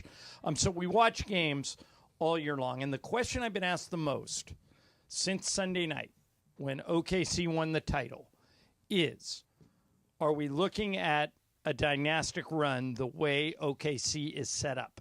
They're the second youngest team in the NBA. They've got everybody coming back. They don't have cap issues. They're the 24th highest payroll in the NBA. They seem to be extremely well positioned to go on a title run here. But Michael Wilbon, who we all like, was on SportsCenter talking to Michael Eaves, and he was asked, is this the beginning of a Thunder dynasty? And here's Thunderstorm. Here's what Wilbon said. Are people not paying attention, or did they not pay attention to the Boston Celtics? Oh, they were last year's dynasty. Oh, Tatum, Brown, we got so many people. We got Derek White, we got blah, blah, blah, we got that. Hey, every team is one contract dispute, one locker room dispute, and one snapped Achilles away from a fourth-place finish and a second-round exit. We need to have learned that by now. And yes, if I was going to position myself, Michael, for any team in the NBA, it would be Oklahoma City. But the presumption that one is a dynasty is so flawed. It isn't. It's one. That's all it is. You have a whole league full of young, assertive, confident teams coming at you. So, yes, I'd love to be Oklahoma City. But dynasty, let me see them get to 3 or more, and then we can start having that conversation. Trudell, is he right? Is Wilbon right? He must have gone to a great university. That is an excellent point. I'm totally with Wilbon on this one. He could have also mentioned Denver. Remember when Calvin Booth, after they won in 2023, and Calvin Booth went on and said he thought that they were going to win 4, right, and they were going to be the next dynasty, and of course that hasn't happened. So I think Wilbon nailed it. Like if you had to pick one roster right now, all things considered, moving forward, draft picks, first-round picks, I get it. You look at OKC's, but I could even bring in the fact that the Lakers have Luka Doncic, and moving forward, we'll see what they're able to add around that. They have Los Angeles. it's always been a place where players want to come to. So, I could even start to make that argument, maybe not just for next season, but for the next years ahead. And Pepe and Michael, you guys could bring in several other teams and make cases for why they could win in the coming years. So I don't think a dynasty is happening for OKC. No, and besides, usually the team that wins kind of relax a little bit because they're the champions and all that. That's not true. And I'm with Pepe. Everybody wants to beat that team. You guys can't be more wrong about that. Wait a minute, Michael. I've always believed that if you win the title, but I haven't had one yet, I'm hungrier than you. Why am I wrong? I was like that in Portland. I wanted to win really bad, like everybody wants to. But Ireland, let's put it this way. You are a hungry man. You want a good steak dinner. Yep. You can't wait to take that steak dinner, right? Yep. Because you don't know what it tastes like. Are Billy Mack and Stu coming with us? Everybody has not Billy because everybody has a hungry heart. Yeah, exactly. I like that, Pepe. You're hungry for that steak. We've all been there. Well, some people are hungrier than others. Can't wait to taste that delicious dish. And yes, we're hungry for it. But how much bread have you had though? Because you eat a lot of bread. I know, especially warm bread with butter. But once you taste that dish, you're so sad. Oh, that was so good. But Ireland, once you had that dish, you want it again even more because you know how good it tastes. And that's what we're doing in championships. Is like, when I won my first one, I said, one is not enough. I got to have a second one. I got to have a third. That's how you feel, man, because you know how good it feels, how good it tastes, so it makes you even hungrier. Brian, play the violins for this guy. I know, but Michael, do you agree with Wilbon that it's not going to be a dynasty for OKC, or do you think OKC's in the finals for the next few years to come? They've got one. Let us talk to us again in 4 or 5 years, see how much they have. It's ridiculous to say they're going to be a dynastic team. We don't know that. You agree with them? They're pretty well, Trudell. They're pretty well positioned. But I don't agree with Ireland. And you saying that you're not as hungry when you win one. They've done a great job. There's no arguing that. I think Wilbon even acknowledged it. But so Michael, you say very eloquently the hard a player that's won and how important once you feel that. And I get that. But so when it's like making love. Can't dispute that. Exactly. That's true. Again and again. That's true. Right, Pepe? Am I wrong? So I move. Ask Liz. So I move out here, and I listen to Phil Jackson. Okay, and this was about as good of an education as you can have in the NBA. And I got to listen to Kobe Bryant. And a thing that they often said was basically, if you are expecting to win the next year, you have to actually add to your team. You can't just go to the next year and think that, we're going to win again just because we won before and we're as hungry. Because everybody, regardless of what you want to think in your own mind, you want to win again. Everybody else does take their shot at you, and they bring it harder. So it's not that it's not the mental part of, I want to win less. It's that when everybody's coming for you, it wears you down. So you need more reserves, and that's all. So like the Lakers, after they won in 2009, they added Ron Artest. That's why they were able to win the next year. And then, what you say, they bring somebody that is really hungry, and then they're going to help them win another championship. And it's not that you don't want to win again, but when you're having to fend off teams for the entire season and then the postseason, it's just difficult to do. All right, we got an opportunity to talk to one of the great guys in the NBA. PJ Carlesimo is online. PJ will be working the draft from Barclays Center in Brooklyn. Round 1 today, 4:30. Round 2 tomorrow, 4:30. The NBA draft on ESPN Radio, presented by ZipRecruiter. Remember, you can try ZipRecruiter for free at ZipRecruiter.com/sports. PJ, thanks for doing this, man. How are you? I'm good. I'm sorry. I think I messed up when I was supposed to call in. Oh, no, you're fine. I'm glad it's working out. You're fine. Hey, settle an argument for Michael Thompson's here and Mike Trudell's here, Pepe's here. We're arguing about, I made the statement that once you win a title, and you've got a few championship rings in your career, I don't think you can be as hungry as a guy who hasn't won the title. I think that once you win it, you're a marked man. But Michael says once you win it, you want to win it even more. What do you think? Well, it goes both ways. It's funny. It was something that when I was lucky enough to be working with the Spurs obviously won other ones, but they were never able to figure out how to repeat. Like the 5 years I was there, we won in 3, 5, and 7. And the next year it didn't work out. And then you look at their experience in 13 and 14. I mean, that 14 year was fueled the entire year by letting one get away in 13. I think Michael is a special competitor. And I think that's a thing. There are guys who one's not enough. As soon as they get one, they want another one, and that fuels them. But I do think I'm kind of waffling in the middle here, but because I think there's a lot of people that aren't like that. I don't think they intentionally get complacent, but like when they achieve it, they're just not quite as hungry to do it again. I think you got like special guys like Kobe and Bron and some of those guys, Michael Jordan. One's not enough. And they have just as much, if not more, motivation the next time, and they don't want anybody else to get one. I thought Tim Duncan was like that, but I think that's unusual, and from a team standpoint, it's even more of a challenge. If it's clearly if it's your best guy and he kind of dominates everything, it's doable. But I just think a lot of teams fall into that. I've always felt, John, and you guys got a whole bunch of guys there. That was always a dilemma to me in playoffs in the even-numbered games. Like somebody was down 3-2 or in Game 4, somebody was down 2-1. That other team was so desperate and for, like, legit reason. Like they knew, hey, if we lose this could be the end. And it was hard sometimes for the other team to match that. We always called it the desperation level. And oftentimes in the playoffs, in those even-numbered games, I thought the psychology and trying to match the desperation level was the biggest challenge. But the supers, the really elite, great players in our league, that didn't apply to them. When they got somebody down, they wanted to step on their throat, and that was enough. They had that motivation that kind of superseded everything else. But I think when it's a collective thing and it's a team trying to do it, a team trying to repeat, or a team trying to come back or not be complacent when they got a 2-1 lead or a 3-1 lead. I think that's a bigger challenge. I think that psychology is a very, very difficult thing to deal with from a coaching standpoint or a playing standpoint.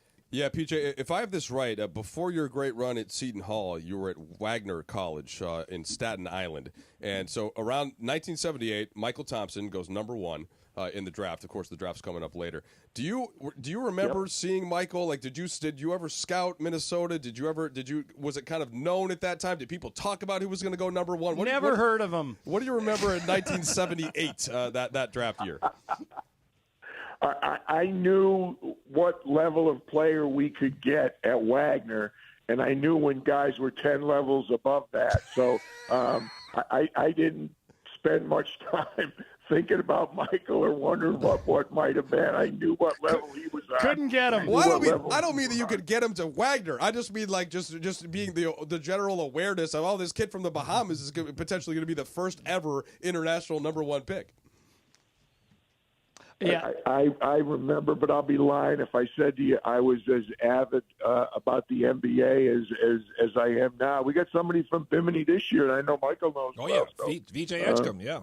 Yeah, who looks like he's a good player. We're talking to PJ Carlesimo. He's part of NBA's draft coverage tonight on ESPN. Michael, I don't know if you know this, but PJ coached Kevin Durant in his first years in the league. Oh, I know that. And Michael has often said, PJ, that for his money, Kevin Durant is the best pure scorer. Easiest scorer. In NBA history, that he can score easier even than Kareem, and Michael played with Kareem. Did he have that from the get-go, PJ? When he walked into the gym and you had him as a young guy, did you know right away, or did he just get better as his career went on? No, well, both. Yes, he's gotten better as his career went on, but no, I wish I could say I had anything at all to do with it. I remember calling Rick Barnes, who was his coach at Texas, when I was going to Seattle and got the Seattle job, and we were, just praying that he was going to fall to us, that Portland was going to take Greg Oden, and Seattle at the time would be lucky enough to have Kevin. And I remember when I called Rick up and Rick Barnes, I said, Rick, how good is he? And he started talking like, superlatives. He said, you're not going to believe how good he is. And it's true. I mean, it took maybe 3 minutes of watching one practice, and you're just shaking your head going, wow. I wish I had some of the, I know you guys know well, the media scrums after some practices. Sure. I remember back in workouts and even in training camp for the summer, and people were saying how good could he be. And I didn't want to put too much on him. So I was like, kind of, waffling. I said, well, I think he really has the potential to be like a 10-time All-Star, I'm not even sure that he can't be an MVP before he's done. And meantime, I'm thinking, like, if the only way that's not going to happen is if he gets hurt, because he was that good. And I agree with he's still, for my money, the best guy. You run a play at the end of the game when you got a guy who's as big as he is, who can shoot threes, who can put the ball on the floor for a guy that big very, very well. And if you put him on the foul line, he makes 90-plus of those, too, more so at the end. He won 2 games for us. We have won 19 or 20 games that first year. Right. In Seattle, Kevin had 2 game-winning shots. I remember the first one he made was at Atlanta. I'm not real smart, but I was smart enough to know if we're going to run a play at the end of the game to get it to Kevin, he can get the hell out of his way. And he did it against Atlanta on the road, and he did it against Denver late in the year, a really good Denver team that had beaten us by like 80 earlier in the year. And I don't remember whether it was McNichols or Ball Arena or Pepsi, whatever it was called at the time, but they murdered us, and we got in a game, real close game at Key, and sure enough, end of the game, we had it with about 4 seconds to go, and Kevin just got it, one dribble, bang, and end of the story. And he's still, for my money, the guy that I would, if I got to run one play late in the game, that's the guy I want to get the ball in his hands. PJ Carlesimo, you're sitting in the office of Nico Harrison today. Phone rings. It's Milwaukee. He puts it on speakerphone because he wants you to hear the conversation. The conversation goes, "Hey, Nico," and PJ Carlesimo's here too. "Hey, guys, would you be interested in trading your number 1 pick, Cooper Flagg, for Giannis? What advice would you give Nico Harrison in that situation? Would you trade the potential of Flagg for Giannis today?" I wouldn't with what they have now. I mean, I like Giannis an awful lot, don't get me wrong, but I just think that they have so many other pieces right now, and Cooper just fits in with his versatility. And if those guys are healthy, if they got Lively and Gafford and AD and Kyrie comes back, and man, I'm telling you what, I really like what they have right now. As much grief as Nico's gotten over all the other, I thought you were going to say it's the Knicks calling and want to steal your coach. I mean, that blows my mind, the calls they're making. But no, I wouldn't. As Ready to go. PJ, you still there? Hello, PJ. All right, we may have lost him. Laura, I'll put him on hold. If you can get him back, thank him for us. I want to ask him who he compares Flagg to in today's game or in the past. But it's interesting. You said you wouldn't do it. I wouldn't do it because Giannis is a great player, obviously. But you got 5 years of Giannis or 15 years of Flagg. So you're that high on Flagg. Yeah. Okay, hey, coming up, Pepe, Michael, Trudell, and I will fix the NBA. About time. Please, what do we have ideas? We're going to need to we've got a bunch of suggestions, but we'll give them to you next. Reminder that I'm obviously at every Laker game, and now there's a new MVP on the sidelines. Pro Baller Energy, the official energy drink of the Lakers. Pro Baller is a natural, healthier energy drink with 102 milligrams of caffeine and no crash. Plus, it's NSF certified for sport, meaning it's trusted by pro athletes. So if you're going through your day and you feel yourself getting run down, like I get up super early, I oftentimes go play golf in the morning, I drink 1 can of Pro Baller and I'm good to go. And right now, you can get Pro Baller with the limited edition Lakers can. It makes you feel sharper, stronger, and more locked in. If you want to feel that way, grab the drink that fuels the Lakers. Pro Baller is available at Costco, convenience stores, and online at Amazon. Pro Baller Energy Drinks champions. Choose clean energy. Looking for all things black and gold? Tap into LAFC Plus. Hosted by Dave Denholm and Mario Ruiz. This is LAFC Plus. He's Mario Ruiz. I'm Dave Denholm. React to the latest match. Get ready for the upcoming game. Get exclusive interviews. Plus, a look around the rest of the MLS. This is what LA is about. Not just being in the big games, but also winning. New episodes of LAFC Plus drop weekly. Available everywhere you get your podcasts and on the ESPN LA app. Don't navigate the legal system alone. Hey, it's Travis. At the personal injury law offices of Joseph S. Normand, they will fight tirelessly to get you the max compensation you deserve. Joe and his team understand the emotional and financial toll that an injury can take on you and your life. Call 213-747-2000 or visit normandlegal.com. The law offices of Joseph S. Normand have helped thousands of people like you recover millions of dollars in settlements and verdicts. Visit normandlegal.com or call 213-747-2000. Your recovery is their priority. Listen all week to Sedano and Cap for your chance to win a pair of VIP tickets to the biggest pro wrestling convention this Saturday, June 28th at Hilton LAX. Listen for the cue to call and be caller number 7 at 877-710-ESPN. That's 877-710-3776 for 2 tickets with the VIP access to LAX Fan Fest, plus 1 autograph by Ahmad Johnson. Listen to Sedano and Cap for your chance to win or visit fanfestlax.com for tickets. Ever feel like the road is out to... Thankfully, Hyundai is always working to ensure it doesn't, with over 130 IIHS Top Safety Awards since 2006. IIHS Top Safety Awards include Top Safety Pick and Top Safety Pick Plus awards to Hyundai vehicles from 2006 to 2025. Now for a limited time, lease a Hyundai Tucson for only $259 a month. Or get 2.99% APR. See your SoCal Hyundai dealer. Offers end July 7th. Call 714-568-7676 for details. Located in the heart of downtown Los Angeles, Crypto.com Arena is pulling back the curtain and unveiling new behind-the-scenes VIP tours presented by Delta Airlines, which offers an exclusive look inside one of the world's most iconic sports and entertainment venues. Expert guides will lead small groups through spaces that have hosted legendary sports championships, world-renowned concerts, and epic awards. Guests will also explore the VIP areas and experience the arena's latest renovations. Visit Crypto.com Arena/tours for more info. Pacific Palms Resort, LA's Hilltop Hideaway and #1 work and play resort, provides opportunities for all travelers and locals. Enjoy restful accommodation, dine in the Red Restaurant with an expansive outside patio, or pamper yourself and relax at the spa. Hit the links at one of their 2 championship courses, the Babe and the Ike. Pacific Palms Resort is the perfect choice for a Los Angeles venue for your business meetings, weddings, and big events. Enjoy a beautiful staycation or family holiday at their Hilltop property. Book your stay at LA's #1 work and play resort today at PacificPalmsResort.com. Every great team has its core players, but when the season gets tough, adding the right free agent can make all the difference. The same goes for business. At Robert Half, we found that 67% of companies surveyed plan to increase their use of contract talent to handle workload peaks and backlogged projects. With Robert Half's specialized recruiters' experience, combined with our award-winning AI, you can quickly find the skilled candidates you want. At Robert Half, we know talent. Discover how we can help at roberthalf.com/talent. Level up your summer projects with 4th of July savings on top brand cordless power tools from the Home Depot. Whether you're working on a fence, a planter box, or a new workbench, get the power and runtime you need with the Ryobi One Plus 18-volt 2 toolkit from the Home Depot for only $99 was $139.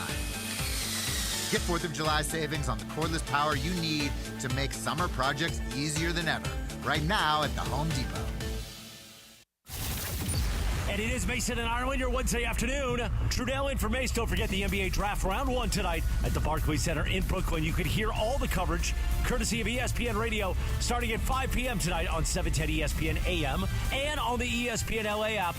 Just hit the ESPN Radio tile. Meanwhile, Sedano and Cap will continue until 6 p.m. on YouTube at ESPN Los Angeles and on the app on the Listen Live tile. NBA Draft coverage right here on 710 ESPN right now. More of Ireland and Trudell on 710 ESPN and always on YouTube at ESPN Los Angeles.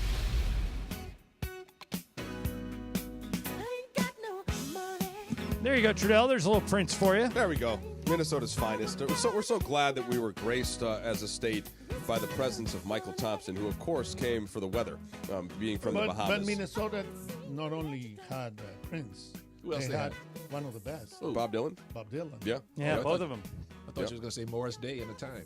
Also, and our buddy Jimmy Jam. Jimmy Jam Harris was in the time. Pepe, how big the bag of money do you think that they gave Michael to come from the Bahamas to Minnesota? Tropical Bahamas. He couldn't even lift it, Pepe. There was so much illegal cash in that bag. That's right. Drug money.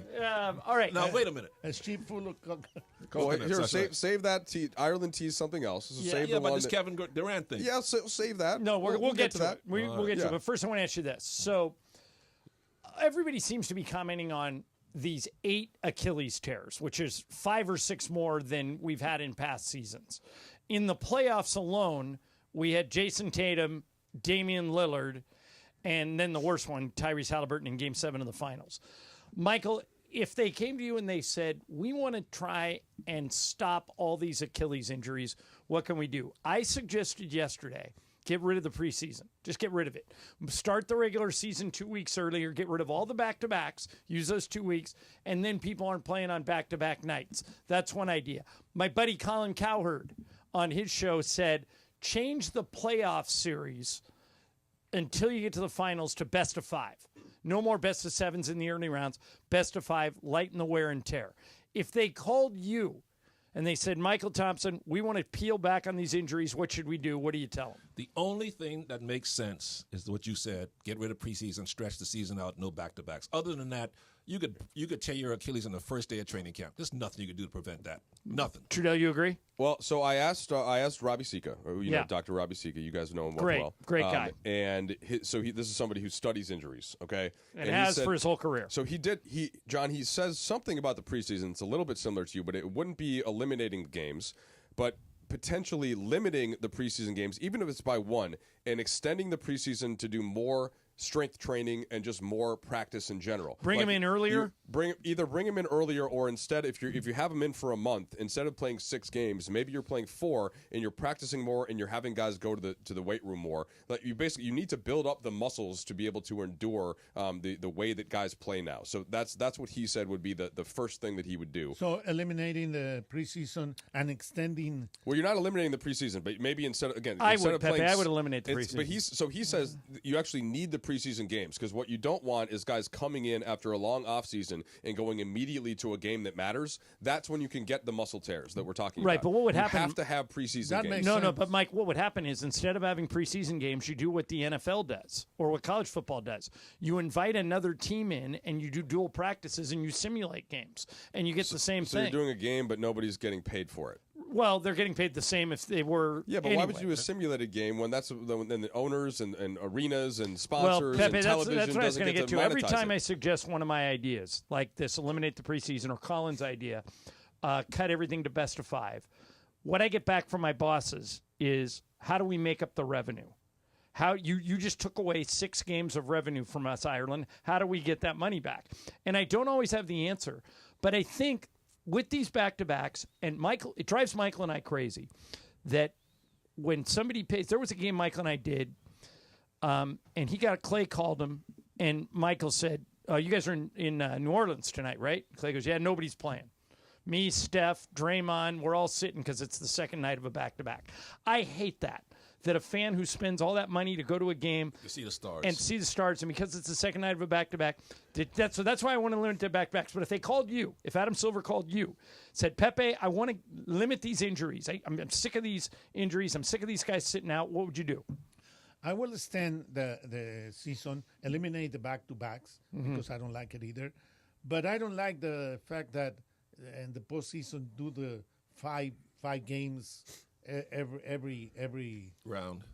Yeah, I like the 7 games. Well, and those playoff games, Michael, bring in a ton of money. $2 million a game. I mean, Colin's idea takes more money out of the owners' pockets than my idea. Yeah, they're not going to do that. But any idea we bring up in this segment, they are going to say to us, "How do we get the revenue back that you just took away?" The one idea without touching the games at all is just, again, less like on court practice and a little bit more strengthening. And so that, like, some teams probably do that, right? Teams have different formulas for what they want their guys to do in practice. Michael, I'm sure it was one way in the 80s when Pat Riley had you guys running a lot. Ooh, man, we sure did. Okay, and so maybe that actually, and we think of it now, we're like, oh, no, that's going to wear down the players. Yeah. Well, maybe it strengthened your legs. It sure did. You know what I mean? Well, and one thing we don't talk about enough, and Michael was way ahead of the curve on this. He's been saying this for years, and I don't know why more people don't listen to him. Michael said that when he played for the Lakers in the 80s, when the Lakers would go deep into June every year, Lakers went to the finals 9 times in 11 years. So they were playing from October 1st until June 25th. All right. Michael would not pick up a basketball again until training camp. A couple weeks before camp. He would swim. He'd play tennis. He'd ride his bike. Well, and guess what else he did? Strengthened. Yeah. Like Right. you were one of the But first Michael, guys why- that lifted weights. Why do people look at you like you're crazy when you suggest don't pick up a basketball for 2 months? Are we not going to be able to put that genie back in the bottle? Because they think if you're not working on your game every day, or you're not going to improve. But no, you need a break. You need to give your body a break. Just get away from basketball, play other sports to stay in shape, which I did, and keep yourself fresh that way. Like tennis. You play a lot of tennis, right? a lot of bike riding, a lot of weight training. Beating up on Mitch And Kupchak in tennis? you never... Not Mitch, as Oh, Kenny okay. Carr. Kenny Carr, okay. You never had an Achilles injury in your career. Or serious knee Yeah, and I don't know why more people... Because if I talk to trainers and medical experts, and they say, the problem now is, let's say you're 9-year-old Klay Thompson, and they identify you at 9 as somebody who could one day be a pro basketball player. The thing that Michael and Julie did that was smart was they had their sons play whatever sport was in season. Yeah. All those kids played football, baseball, basketball. And then when they got older, Michael said, okay, now you can pick a sport to specialize in. But, Michael, most parents now, and, Mike, you're going through this with your kids, if your kids look like they're going to be soccer prodigies, they'll say, well, you got to put them on a travel team. You got to play 12 months a year. Michael, you're using the same muscles every day of the year. It's a good point. Of course. That's why all these pitchers in baseball are getting Tommy John surgery when they're 17. Yep. They got to cross-train. And I don't know why people don't listen to you when you say it. That is true. But, Mike, your kids are in baseball, and they're in basketball, too. In soccer, yeah. And soccer, right? So now that's really good. They do play travel soccer, and it's like 11 months of the year, but they also play baseball and basketball, and so we make sure that they're balancing it by doing the other things as well. I've never, Michael, you've been beating that drum since I've known you for 20 years, and for whatever reason, I think, like you say, the parent thinks, well, if my little Johnny's not working on his game, somebody in Boston is working on his game, and my kid's going to get passed up. The only flip side of this, of course, Klay being the example we're talking about, Klay did get hurt, but like so sometimes it just happens. Yeah, it happens. Sometimes injuries are going to happen. do, You can't prevent all of them. Right. The way that the movement is. Kobe tore his Achilles. Yeah, same thing, and nobody worked harder and trained harder than Kobe. So it happens sometimes, but you're just trying to mitigate it as best you can. And trust me, all these organizations are trying to answer this question. All right, coming up next, What's Up, Fool? And then later, Trudell says Michael's crazy when he says Kevin Durant's the easiest scorer in NBA history. Crazy? I didn't say crazy, but I do disagree. You I have somebody better, yes. All right, so we'll get to that, too. Mason in Ireland, Trudell in for Mace. Michael's here, Pepe's here, Brian's here, Laura's here. ESPN LA. The fun way to drive home is with Sedano and Cap. Coming up today at 3 p.m. Well, I asked Cap today if he ever gets fanbushed. Fambush. You know how nowadays these younger kids, they'll stalk their parents or their siblings or whoever on their tracking apps. They'll see where they are and they'll be like, okay, hey, I see you're at Starbucks. Can you pick me up? Blah, blah, blah, blah, blah, blah, blah. Can't do it. Or worse, how about you're at a fancy restaurant, you and your lady, yeah. and then all of a sudden your family fambushes you and they show up at that place? I would just be like, hey, we're here. Do you want anything for us to bring back? Like, why wouldn't you just offer it? I'm here. No, but wait, Funchy, you say that you fambush your wife. Yeah, I mean, she lets me see where she is, and she's out at like a nice restaurant or someplace I like. I mean, yeah, can you bring me home something, please? Now, do you share your location with her? No, I don't. Never. Wait, what? Get out of here. What is she going to find me at home on the couch all the time? That's what it is. Yeah, rubbing your cat? Sedano and Cap on 710. The fun way to drive home. Sedano and Cap. The NBA, the draft, free agency, the offseason, every moment of what the purple and gold do on the biggest offseason in history. We have your dose of what's next for the Lakers, thanks to Pro Baller, the official energy of the Los Angeles Lakers. NextGen is the official AC, heating, plumbing, and electrical company of SoCal sports fans. And for a limited time, NextGen is offering $500 off any whole home water purification system. You may not know it, but our water here in SoCal contains pesticides, lead, forever chemicals, chlorine, and more. Call 833-3NEXTGen. That's 833-3NEXGEN. CSLB number 1011173. NextGen, here for you now and for years to come. NEXGEN. Call 833-3NEXTGen. Your next Subaru is waiting for you at Subaru of Glendale. Check this out. Lease a new 2025 Subaru Crosstrek Sport CVT for just $279 a month plus tax for 36 months. One at this payment. VIN S3723202. MSRP $32,189. $33.99 due at signing. Call 888-855-6434 or check out SubaruofGlendale.net. On approved Tier 1 credit through Subaru Motors Finance. No security deposit. 10,000 miles a year. Model code SRD-21. Progressive knows when you own a boat or RV, it's like you're automatically on vacation, even if you're actually a marriage counselor in the middle of couples therapy. But in your mind, you're camping in Acadia, puttering around Frenchman Bay. Your boat and RV are both protected. You're lobster drenched in butter and... Uh-oh, did your clients just notice you weren't listening? Quick, do the thing where you just repeat back exactly what they said, but as a question. They bought it. Now back to Maine, earning an automatic discount bundling your boat or RV with your home or auto. Progressive Casualty Insurance Company affiliates and other insurers. Not available in all states or situations. Empower. Tim collects bobbleheads. A lot of bobbleheads. Baseball bobbleheads. Race car bobbleheads. Little Chihuahua bobbleheads. He's got an entire room strictly for bobbleheads. Does he need them? No. Is his wife mad about it? A little. But Tim works with Empower, and he got good at money, so he can be a little bad. Ooh, horse bobblehead. Classy, Tim. Empower. Invest well, live a little. Start today at empower.com. And it is Mason and Ireland, your Wednesday afternoon. Trudell in for Mace. Don't forget the NBA Draft Round 1 tonight at the Barclays Center in Brooklyn. You can hear all the coverage, courtesy of ESPN Radio, starting at 5 p.m. tonight on 710 ESPN AM and on the ESPN LA app. Just hit the ESPN Radio tile. Meanwhile, Sedano and Cap will continue until 6 p.m. on YouTube at ESPN Los Angeles and on the app on the Listen Live tile. NBA Draft coverage right here on 710 ESPN right now. More of Ireland and Trudell on 710 ESPN and always on YouTube at ESPN Los Angeles. What's Up, Fool is brought to you by Dos Hombres Mezcal. It's fate. It's friendship. It's mezcal. Dos Hombres. All right, guys. So I know that Brian Cohen is kind of obsessed with this show. I try to get on it, but it's just too much. Love Island USA. So Shockingly, this is a show that, Mike, as you know, sounds like it's right up my alley. I haven't seen it.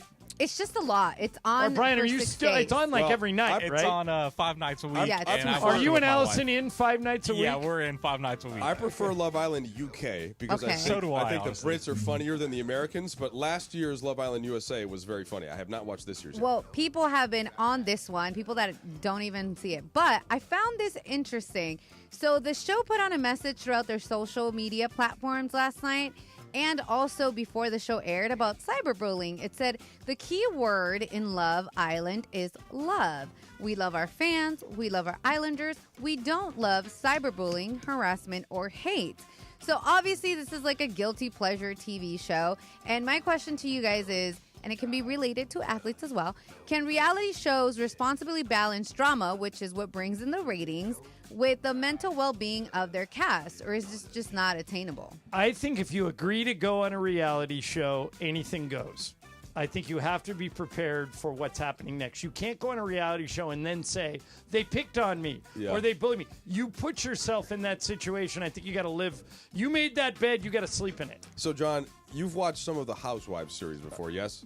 I think every one. Okay. Yeah. So I've watched the Love Islands and the Housewives, and I think Love Island's a little different because when you're going on a dating show, it's like you meet somebody, it works out, it doesn't, but it's not really your personal life. The shows where it's your actual life, which again I mentioned the Housewives. Sometimes I'll watch them with my wife, and I'll be like, has there ever been a couple that's gone on one of these shows and then thinks, oh, this was great for our relationship? It seems like it's almost always bad, John. Now, it sounds like you've watched a little more than me, but it seems like basically marriage death. You're putting your marriage on life support. Have you ever noticed that all of the people that are on the Real Housewives shows, Laura, are now divorced? Divorced, yeah. But that's what I'm saying. You're putting it in a microscope, and then, did you see? And then you're getting texts from your friends about what he said to you, and it just seems like a total way to ruin your life in that way. Michael, do you watch any of those shows? No, the only reality show I watch is the WNBA. those women are nuts. Debbie, do you watch Love Island or Housewives? All right, what's next? Not at all. Yeah, thanks for contributing there, guys. All right, so Cam Jordan, the NFL, on the Saints defensive lineman. lineman. Yeah, great guy. During the Fanatics Fest, guys are talking about NBA rule changes. He says he's got one for the NFL, and he says in the fans' perspective, the dumbest rule in the NFL is the taunting rule, and that they need to let these guys celebrate when they make big plays. They need to bring back the taunting rule, and he's like, I want to be in the other player's face without getting the flag. As a fan, is that something you want to see too? Because I kind of like the taunting, and I don't like that they flag them every time now. Brian, you have stumbled into the thing that sets Michael Thompson and John Ireland off more than anything, and that is over-officiating. Michael, they do not need to throw a flag for a guy celebrating after a touchdown. I say give him 15 seconds to do whatever he wants, and let's see what they come up with. Fans love it. Fans love to see guys showing off. Fans love to see the taunting and the trash talking on an NBA game. We all can sit up and go, ooh, look at those two guys. Of course, it's part of the entertainment. The most, as everyone in this room knows, the most I have ever lost it, I don't care, was this year when they threw Luka out of that game in Oklahoma City for yelling at a fan. Rack him. Yeah, it was just awful. You were on fire, and it was a well-deserved. It was an get excellent thrown off for rant. yelling at a fan. The referee thought he was yelling at the ref. Yeah, I don't care. Yeah, I mean, so everybody's right on this one. I'm trying to think of why the NFL came in this way in the first place, and I guess it's like, oh, we want to teach our kids or something. Come on, parents can do that. Okay, right. Why I'm not is a role wrestling model. such a big hit? Because of the personalities. Yes. Let these guys show some And personality, Pepe. especially in the NFL, where they have to wear helmets and you can't see. It's just more fun. This is sports. Of course, it's a celebration. Yes. I love what's the name? Jefferson. The way he Justin celebrates. Jefferson. Yeah. Yeah, when he does the gritty. Yeah, good for him. Yeah, Brian, I'm all in with Cam Jordan on this one. What's up, fool? All right, I have a critique before I get into my What's Up, fool. I feel like Pepe and Michael have been too subdued, and I need more drama in the show. Just saying. Now, pick it up. Yes, pick it up, people. guys. So as you guys know, the Stanley Cup winners were the Panthers, and I read that a bar in Miami called 11 in Miami picked up the tab for the guys. $500,000. $500K was the tab amount, and the bar paid for it. So my question to you guys is, obviously these guys can afford to pay their own tab. If you guys owned a restaurant, would you guys cover a championship tab? So would it be for the Stanley Cup, or maybe if you guys owned here in LA for the Lakers? I mean, these guys can't afford to pay the tab, but would you guys cover? Let me layer this in. Michael has been to one of these events after the Warriors won in 2022. The year in Cleveland. 2017 or 18, one of those. And we don't have to say what happened to your brother that night. Got That's a fine. little sick. That's fine. But Michael? So you're presented all of a sudden. Too much tequila. Hey, everyone is ordering, and Clay and Steph, and then at the end of the night, the bill comes on your lap. Wait, they gave you the bill that night? No. I'm saying, what if that's kind of part of the question? That'd be like, you're right. I thought about that. I asked somebody with the Warriors, officiated with the Warriors after they beat Boston in Boston. Joe Lacob had this huge party to celebrate that night. I asked him, how much is in this huge restaurant? I said, what did this cost? The Warriors? He said about $2 million. Whoa! Well, that would be Wow. I mean, you said 500,000. Yeah. By the way, Laura, true story that I don't believe I've ever told on the air. Remarkably. Wow. Okay, that's a first. How Not did you the same get to story, $2 Pepe. million? In 2009, Lakers win the championship in Orlando. All night party in the ballroom. Next day, we're leaving at 11 a.m. Oh, yeah. 10:45. Where's Trudell? 10:50. Where's Trudell? Everybody's on the bus. Everyone's on the Passed bus. out. I go, And something's I'm not not right usually here. late. I'm not usually I late. called him 17 times. Wow. And so finally, like the 17th time, he goes, I'm coming. Don't let him leave without me. Like I can stop 6 buses. Trudell is literally, and if I'm exaggerating, tell me, but you are literally running out of the hotel, stuffing clothes into your suitcase while he's running. He's got like a bagel in his mouth. He's stuffing clothes into the thing. And you made it by, 30 seconds? Well, this is all true. In my defense, Lamar Odom was pouring champagne on my head the previous night, and I was very drunk. And it wasn't just him; the whole team was just there. And Josh Powell was making me take shots of champagne. Jeez. So I was very drunk. Thankfully, John Ireland persisted and called me 17 times. The reason Listen, I actually ended up being a minute or two late past the time the bus was supposed to leave, but Mitch Kupchak was on the phone outside the bus. He saved you. And the bus couldn't leave, and so he didn't even see me. So I'm sprinting, and I'm like, oh, don't look around. Don't look, Mitch. Don't look, Mitch. And this is my first year, by the way. I guess maybe it would have been okay since they won. Everybody was in a good mood. I would have just had to fly back on my own. But yes, John saved me from missing the flight. Thank you, John. That was one of the few times that I traveled with the team. You were with us that night in Orlando? Do you remember seeing me hungover?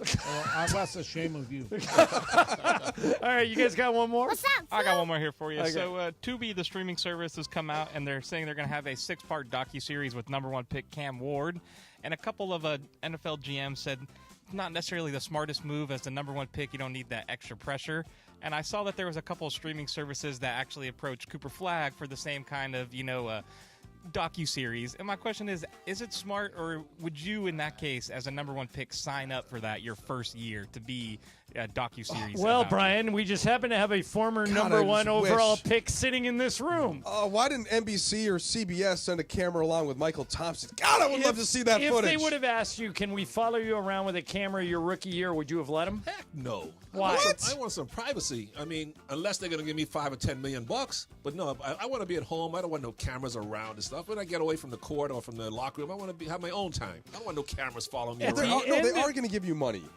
Of course. At the end of Kobe's career, Kobe had a documentarian following us around. Michael's brother Andy has done a lot of great work. He shot a lot of what you saw in The Last Dance. And he's following LeBron around. Yeah, he's following LeBron now. I got to say, maybe it's just because it's Andy and I know him. But after about 10 minutes, I even forget he's there. He kind of is good at working in the shadows. He's part of the picture. Right, but you don't want the guy in your house when you're sitting there with your family and stuff relaxing. I mean, I wouldn't want that. But Michael, like, in hindsight, Roman could then see what it was like. Yeah, that's true. That's you know one way to look at it. But no, I wouldn't need it. Tomorrow, Roman's going to come over Thursday. What does he call you? Papa? Grandpa? Appa. Love that. What was it like when you were a rookie? And you'd be like, oh, here, son, here, grandson, step on my lap. Well, how much do they pay these guys to follow them around? How much? But I'm saying the money is one thing. You're going to have enough money. It's more to capture this moment in time. Of course, for you. Not everything is money. Yeah, for Michael, you, everything is money. By the way, you owe me $100. What? Did you bring the $100? There you go, money. You owe me $100. Oh, no. Tell Trudell why. No, I won that. I've actually come back around on this, Pepe. He owes me $100. Oh, I'll decide. No, all right. Well, explain the situation when we come back. We'll explain. We'll get to the bottom of the $100. You can be the arbitrator, Trudell. Trudell says that Michael's wrong about Kevin Durant being the easiest scorer in NBA history. Yeah. We'll get into that. And something Brian brought up 2 weeks ago. You know where I'm going? Yeah. All right. 2 weeks ago, Brian brought this up. It has arrived. Maybe the grossest documentary in Netflix history debuted last night. We'll talk about the poop cruise coming up next. Mason and Ireland, ESPN LA. Travis Rogers into Marco Farr. Weekday mornings at 9 a.m. after Clinton and Friends. Thinking about the bench. Which bench? Getting benched? Just getting benched, the bench, period. That would have worked on me. Did you ever get benched? Yeah. Yeah? For what? What'd you do? I brought home an F. That's the F and Oh, you got benched by your mom. And the coach. Okay. She just beat him to it. Like, I'll take care of this. I embarrassed her. So, I got benched once for being insubordinate. Towards a coach? Towards a coach. Yeah. Yeah. So in college and pro and high school? I got the start. He just ripped me out and sat me there for like 70% of the plays. Oh, yeah, that's and proved good. the point. And you know why that sucks the most? Because then people come up and say, why didn't you play? And then you got to come up with something. In San Francisco. With my entire family behind me. Yeah. He knew. Yeah, he won. That'll he was right. do the trick. He was right. That'll do the trick. Yes. Travis and DeMarco tomorrow morning at 9 a.m. Don't miss Travis and DeMarco on 710 ESPN. Keep it right here for the very best coverage of the 2025 NBA Draft. All your ESPN LA Draft coverage is driven by your SoCal Hyundai dealers. There's never been a better time to test drive that Hyundai you've always wanted. Visit your SoCal Hyundai dealer today. Hey, DeMarco Farr here. Join the club at Pechanga Resort Casino. New club members who sign up receive a $25 resort credit as well as a chance to win $100 in bonus credit. Enjoy perks like earning club dollars with every bet, invitations to exclusive promotions and events, and much, much more. Visit the club at Pechanga to sign up and start receiving benefits right away. Your perfect entertainment resort and casino combination is available at Pechanga. Voted the best Southern California casino. Hey, everybody, it's Cap, and I want to talk to you about what I always tell you is my absolute favorite app on my phone, and that is Prize Picks. I want you to download the Prize Picks app, use my code CAPPY, K-A-P-P-Y, make your first $5 play, get $50 instantly. The code is CAPPY, K-A-P-P-Y. Now, look, basketball season may be over, and I know it's going to be a crazy offseason, but wait a second.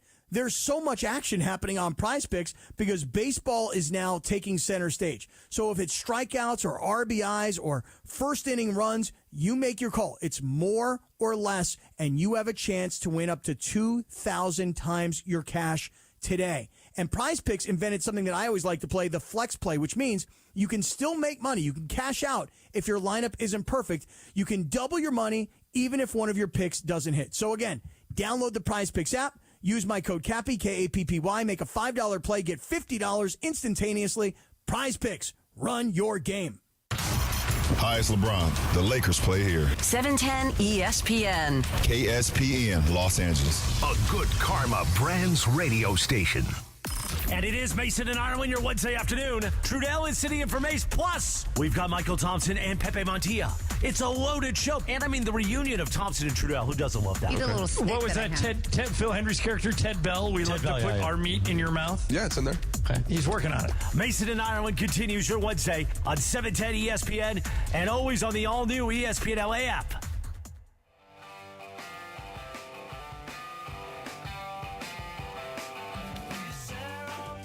A little more Beatles for you here, Michael Thompson. That's right. Great band, second greatest ever. I'm not disputing that. All right, NBA draft is tonight. You can hear it live right here on ESPN LA. Sedano and Cap are going to come on for about an hour, maybe two, and then we're rolling right into the draft. Now, we had PJ Carlesimo on earlier in the show. Michael and I have been doing games together forever, and Michael always points out that for his money, and keep in mind, Michael watched Kevin Durant on the Warriors for 2 years, win back-to-back NBA Finals MVPs, and lead the Warriors to 2 titles in 2018 and 2019. And, Michael, you have always said consistently, Kevin Durant is the easiest scorer in the history of the NBA, that he makes scoring look easy. And Mike Trudell says, not so fast. Huh? You say there is someone who is better at that than Durant. What? Who is it? Who? Well, so there are actually 2 players that I'm thinking of. But so when we talk about scoring in this context, in the argument, I guess it gets a little bit different when you say ease, because you're talking about, I guess, specifically like the jump shot or the fact that he's 6'10", basically 7 feet and get it up. But to me, the easiest way to score is to get to the rim and finish. And who's better than Kevin Durant? Well, lots of players, but specifically LeBron James and Michael Jordan. Oh, no. So LeBron James, so you're talking about ease of scoring. Yes. Kevin Durant all time, okay? Now, do you want playoffs or regular season? What do you mean? Like what? Just scoring average. What do you think is more telling about the ease of scoring? It's not going to do anything. Well, I'm just going to tell you. It's not. He's not saying that Kevin Durant's going to win the scoring title every year. Yeah. He says if you need a basket, there's nobody you'd rather give the ball to than Kevin Durant. And I disagree. If I need a basket, I'm giving the ball to the guy, LeBron or Jordan, that can get to the rim against any defense can do that. And finish what at are the you talking about? Not as well as LeBron, and because he's not as big. He's 6'10", 6'11". But he's never been able to drive into traffic and finish at the rim in the same way that Jordan and LeBron can. That's why Jordan and LeBron, part of the reason why, they have won more, especially in the postseason context. He's a better shooter than both of those guys. By the way, That's Michael, fine, I but said I'd rather have a on, bucket at the rim than a jump shot. That's my point. I didn't say who's the best jump shooter. It's better, and that's why LeBron has scored more points than Kevin Durant. It's why Michael Jordan averages a lot more points in the playoffs than Durant did. Michael, I said I thought Phoenix got way better a deal than I thought they were going to get. I thought Houston gave up way too much in that Durant trade. You agree? No, man. Durant is still one of the best finishers in the game, 26 points a game. That's Houston's problem last year was they didn't have anybody they can go to at clutch time to get themselves a sure basket. But Jalen Green's good. Oh, well, please, but no. Dylan Brooks. That's not the question, Dylan Michael. Brooks is Repeat good. the question, John. Don't put him in Kevin So here it is. That's not the question. Michael, Listen, here's the package. Jalen Green, former number 2 pick in the draft. Overrated. Okay. Dylan Brooks. He's a good defender, Michael. The 10th pick So is Tari Eason. the 10th pick in the draft. You don't even know who that and is. 5 number 2 picks. 5 number 2 picks. So I think they gave up too much. No, not at all. Now they have a finisher And Houston is now, that's why they're the second best team to win a ring next year, because they added Kevin Durant. He's that good. The second best team? Second best. I think Dallas is the second best. Well, they got Vegas has Houston the second best. Yeah, I mean, Kyrie's not even. KD is that good. You guys forget about it because he was in Phoenix, but when he put him on a good team like that, and now they got a guy they can go to, says, give me a bucket. See. And then give me my $100. Okay? Why? No. Okay, now let's get to the bottom of this. Now, last week we had a debate around here as to, Mike, the debate was what is capacity at Staples Center for basketball? Because, Trudell, I said I was at the Sparks Fever game. They set a basketball attendance record in Crypto.com Arena with over 19,000 fans in the building. And more Pepe countered with, that's incorrect. Crypto.com Arena does not host 19,000. I've been doing Laker games for years. It's just under that. It's 18,997. Right. So Michael said, I'll bet you $100 that it fits 19 for basketball. We called over 19, like 19 We called Michael Roth. People started sending in score sheets that said Laker games sell out 18,997. Mm-hmm. Lakers one time gave out a T-shirt that said 18,997 strong. What did Michael Roth say? Michael Roth said it depends. Each team reconfigures the arena differently, so you might be able to fit more people for a Clipper game than you would, or a Sparks game, than you would for a Laker game. But Michael did say to Pepe, I'll bet you $100 that you can get 19,000 in there for basketball. And Pepe says, not at a Laker game. 18,997. Does Michael owe Pepe $100? Well, okay, this all comes down to what was the parameter of the actual bet. Was it for a basketball game, or is it specifically for a Laker game? For the Laker game. Well, was Pepe, that clear? No, I said for a basketball game. No. That's why I think it's a wash. You said that the game both, that you went, I think both men are correct. Had more people than a Laker game. Okay, so because the Lakers sell out for Lakers is 18,997. Right. Yeah. Right. That. So how do I lose? I won. I think both men are right. Trudell, what is your verdict? Come on, Trudell. Don't be afraid of this guy. I said the Sparks set a record with the Fever game. That's what I said. So here's my ruling. Because you did not actually both collectively understand the parameters of the bet, you need to make another bet for $100. No. It has to be thrown out. No, it has to be thrown out. Trudell, you're afraid of this guy. Don't be afraid. You think I'm afraid of this guy? Bully. He is a bully, man. You know what? Look All at right, this hold guy. on. Now, he has the Hakuna Matata pants. now that you bring that up, Pepe's right. Oh. How? Because of my pants? Yep. You lost $100 because of your pants? Well, I didn't like the way you treated when he tried to come in the building, and the fact that he's got to pay for his parking, and you told him not to let him in. So the way that you've been treating him, if I have to be swayed, that is more powerful than our years of doing radio together. Yeah, but so you got to stick to the facts. In favor of Pepe. It's not about feelings. I feel this is ambiguous. We will throw this at Jacob next Tuesday when he comes in. We'll have Jacob rule on it. That's right.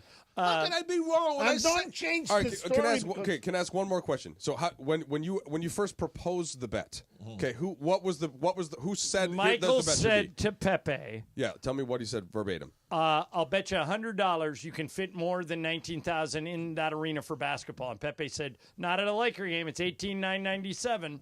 Well, did you agree when you said for $100? Did you stipulate that it had to be Lakers? But he didn't. He said that they broke the record and the Sparks. The Sparks got more people than the Lakers. Yeah. Well, of course they have more people because they have more chairs. Yeah. That's what you're arguing about. I mean, if the Lakers were to put 2,000 more chairs like the Clippers do, then they have more. Well, more they than don't. Because what I said, it was right. You said no, and I said yes, and I won. All right, coming up next. Now I'm confused. Who wants to? You're always confused. Who wants to go on a cruise? You don't want to go on this one. We'll explain coming up. A reminder. If you run a company, you need to use Thrive, the leading managed security service provider in the U.S. Trust me, I've been hacked. You don't want to be. 1/3 of businesses will unwittingly turn over their sensitive company data to thieves this year in an instant. Your customer files, bank accounts, everything is compromised, and you won't know until the ransom note hits your email. Preventing data turnover is why your business needs Thrive. It all starts with a comprehensive cyber risk assessment. Thrive security analysts identify gaps and deliver proactive solutions to keep your network healthy and protected. Trust me on this, it's not a matter of if, it's when. You're going to get hacked. Are you ready? Get your no-obligation security recommendation and consultation. Your business depends on it. Visit thrivenextgen.com/ESPN. That's thrivenextgen.com/ESPN. Mason and Ireland, ESPN LA. It was a seismic shift in Lakerland felt all around the sports world. Now, all of a sudden, we're one of the richest owners in all the NBA. Mark Walter is now leading the brand new Lakers ownership group. The guy that owned the Dodgers bought the Lakers and caught just about everybody by surprise is exceptionally exciting. When the news broke, LA turned to 710 for the passion and pride of the purple and gold. New era, same home. The home of the Lakers is 710 ESPN. The NBA, the draft, free agency, the offseason, every moment of what the purple and gold do on the biggest offseason in history. We have your dose of what's next for the Lakers, thanks to Pro Baller, the official energy drink of the Los Angeles Lakers. Located in the heart of downtown Los Angeles, Crypto.com Arena is pulling back the curtain and unveiling new behind-the-scenes VIP tours presented by Delta Airlines, which offers an exclusive look inside one of the world's most iconic sports and entertainment venues. Expert guides will lead small groups through spaces that have hosted legendary sports championships, world-renowned concerts, and epic awards. Guests will also explore the VIP areas and experience the arena's latest renovations. Visit Crypto.com Arena/tours for more info. Sedano and Cap. Today at 3 p.m. after Mason and Ireland. Today, before I came here, I made a sandwich for myself, but I only had the heels of the bread to use, the heel. Did you toast it? I did not. No, toasted heel is good. If you have like a loaf of bread, Yeah. like a French bread, do you eat the butt? Yes, I do. Yeah, me too. I don't. Yeah. So do you guys, You eat that butt. I love it. The heels, the butt, all of it. Sedano and Cap weekdays at 3 p.m. on 710 ESPN. Texting enrolls you into reoccurring automated text messages. Consent not required to purchase. Message and data rates may apply. Hey, Dan, how you doing? Haven't seen you around the gym for a while. Yeah, I've really fallen off. Since I turned 40, I just don't get the results I used to get. Could be lower testosterone. Lower T. Yeah, I went through it a while back. Once you hit 40, your body has less free testosterone. I got Nugenix Total T, and it's made a huge difference for me. I've seen that ad on TV. Is it for real? Oh, yeah. The key ingredient is something called Tesnor, which helps boost free and total testosterone levels to help you trim up and stay lean. And it's made a difference for you? Man, I feel like I'm in my 20s again, at work, in the gym, and in the bedroom. Are they still giving out complimentary bottles for people to try it for themselves? Yeah, you just need to send them a text. Text STAPLE to 321-321 right now for your complimentary bottle of Nugenix Total T, the #1 selling testosterone booster at GNC. Plus, text now and we'll include a bottle of Nugenix Thermo, our most powerful fat incinerator ever, to help you get back into shape fast, absolutely free. Text STAPLE to 321-321. That's STAPLE to 321-321. And it is the biggest show on the radio, Mason in Ireland. And you know you can always watch the show on YouTube at ESPN Los Angeles. But Mason doesn't like when the social media team that runs the show on YouTube isn't paying attention in the back. Tell those guys behind you to pay attention. Yeah, tell them to pay attention. I mean, they're YouTubing us. Why are they not listening to the show, damn it? We're not even... Look, we're talking about listeners. We can't even carry their guys that are 2 rooms over. I mean, I think they're supposed to pay attention. I think. Are we not holding your attention? Mason in Ireland continues right now on 710 ESPN and always on YouTube at ESPN Los Angeles. So the funny thing about that promo that just ran with me and Mason complaining about the guys in the back not listening, they're not listening right now. I saw them and they're all like right there, not even paying attention to us. No, well, that's Crazy. good. Graham left the room. You're cheating.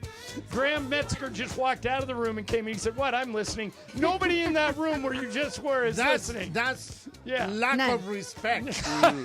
Interns should do better. I'm going to disagree. I think the interns do a great job. They've always listened. Every time I look over there, shout out the interns. I disagree with all of you. Look at Trudell just trying You're to afraid of the interns too? No, I respect the interns. I started as an intern. They're grinding in there, just trying to get an opportunity like you've created for yourself yourself, Pepe, or like John Ireland, or like Michael Thompson. Stop like slandering them. the interns, no, Pepe. I really like them, but if they're not paying attention, that's of course they are. No, it is. Pepe's right. Show some respect, you rookies. They can do two things at once, okay? Unlike Michael, okay? They can listen to the show, maybe with an earbud in, while also doing work on their computer. No, Michael can do 3 things at once. Oh, yeah. He can watch cooking shows, eat chips, and call the game with me. That's right. Touche. I stand corrected. All right. So you mean to tell me he drives the car and he stops to blow the horn? Who, Sorry? Michael? Yeah. No, I don't think he's ever used his horn. He doesn't even know he has a horn. That's right. Hi, Pepe. Okay. People just get out of his way. All right, so Brian brought this up a couple of weeks ago on the show, and I want to know if the 3 of you are going to watch this. There is a new documentary that debuted last night on Netflix called Poop Cruise. Huh? It's about a cruise from Texas to Mexico that spiraled into chaos after an engine room fire triggered a massive electrical failure, leaving 4,000 passenger and crew wading through urine and poop for the rest of the trip. Michael, after hearing this, you are a neat freak. Yes. If I gave you a free cruise from Texas to Mexico, would you take it? I would never take a cruise on any Carnival's cruise line or anything because those viruses, when they pop out, now you're what do you call you're a carrier. Quarantined on these cruise ships. You hear all this stuff all the time. So, no, I would never go on a cruise. Pepe, free cruise. I'm picking up the bill from Texas to Mexico. But last year, they had the poop cruise on this same line. Do you take my free cruise? No. Simple as that. No. No, I thought you liked cruises, Pepe. I like cruises, but I didn't like that one. Well, not on that one. That's me, John. Yeah, you're with me, right? Yes, of course. You like cruises? Of course, sure. I mean, for free, yeah. Give me the free cruise. I'll put it this way: there's a deli that we really like, and I don't know if you talked about this in the air, so I won't say the name, but it got kind of closed down for a couple of weeks because of insect infestation. And I'm like, the second that it opens back up, I will go there. And unless I see a cockroach on the sandwich, I will eat it. Because it's never going to be more clean than after something like this comes up. Right. Same thing for the cruise line. It's now is the time. I love to go on a cruise, and I have in the past. But would you go on a cruise with Michael? He's never Michael and his family. Let's say Ireland was, hey, Michael, you know what? You guys have been doing so much for us for the Mason Ireland show. Here's a cruise. Michael and Julie, Pepe and family, bring whoever you want to bring. But you know what? Where would you like to go? The only way that they can bring him is with like tie, you know. Yeah, and a straitjacket. Yeah. Now, Brian, have you watched any of Poop Cruise yet? I saw the trailer. It looks very disgusting to watch. All right. Are you now after seeing the trailer? Will you watch the actual Poop Cruise doc? I think I'll start it. I'll give it like 15 I will too. minutes. Trudell, in or out on goes. the Poop Cruise doc? I'm out on it, but I think it's smart, and I think that people will talk about it just like this, and then there'll be enough curiosity where people will press play. How long were they at sea with walking through all the poop? It said on February 10th, 2013, that's when the fire happened, and it was eventually towed to Mobile, Alabama over several days. Whoa. Several days. That's disgusting. You know how smell is, though? You kind of get used to it after a couple of minutes, right? Right. Like, isn't that how like farmers that have horses and stuff, and there's manure all the time? Don't you sort of just get used to it? Yeah, you do. Yeah. So see, Michael will be fine there, Pepe, on a cruise there with the poop. Sort of like visiting Pepe's home. Oh, how dare you? How dare you? Give him $100 now. Right now? Yes. You only wish. You only So wish. Carnival called the families, you have to list an emergency contract. They called all the emergency contracts and said this. We just wanted to let you know there was a fire on board. There are no casualties, but your family's on an extended vacation. Have a nice day. I assume that they were compensated with some additional free cruises and such. Air freshness. Well, yeah, but if you gave Michael a free cruise, he wouldn't take it. I just give it to Pepe. Yeah. Pepe, you go and You're not going to give anything to me because you don't even want to pay me. No, $100. I'm not going to pay you a bet I won. No, I don't think you won. Michael, I don't think Pepe. either one of you didn't win. I will say, Michael will pay his debts if he believes it to be a fair bet. Right. For example, he did pay me the cash when I ate the I shrimp would cocktail. love to see that. I sent you the video. Yeah, I was sitting. Yeah, that's right. You were gagging. I was sitting Yeah, right it was next to him. disgusting. I didn't think Trudell was going to make it. I did it for my family. How come you don't like it? Folks, Mike Trudell can't stand the taste of shrimp, so I bet him $100 each for 5 shrimp at Shrimp Cocktail with the sauce. To if he would consume all 5 shrimps, and they were big jumbo shrimps, I'd give him $500. And he did it. I don't like shrimp. I'll eat it. That's right. And what I didn't appreciate was that Billy Mack made sure that they were all doused in the sauce. That probably helped you. You think? Nah, because I don't like the sauce. You don't either. like the sauce. Yeah, okay. yeah. Well, but I do understand that. Michael, you don't like something. Should I have been more embarrassed by the $100 you gave me to sit next to those 2 girls in Phoenix, or to walk into the pool in Houston with my clothes on? I think to sit next to the girls in Phoenix. That was awkward. That was awkward. Yeah, and that yet was. you did it. Yeah, very there were awkward. 2 girls sitting courtside. explain Pepe. it to the folks. I explained it the other day, but I'll do it again. The 2 girls sitting courtside, and every courtside seat was open. So picture like 100 seats, and there's 2 girls sitting in the middle at center court. And there's 1 empty seat in between them, but their knees are swung towards each other. Talking. And they're talking. They're having a private conversation.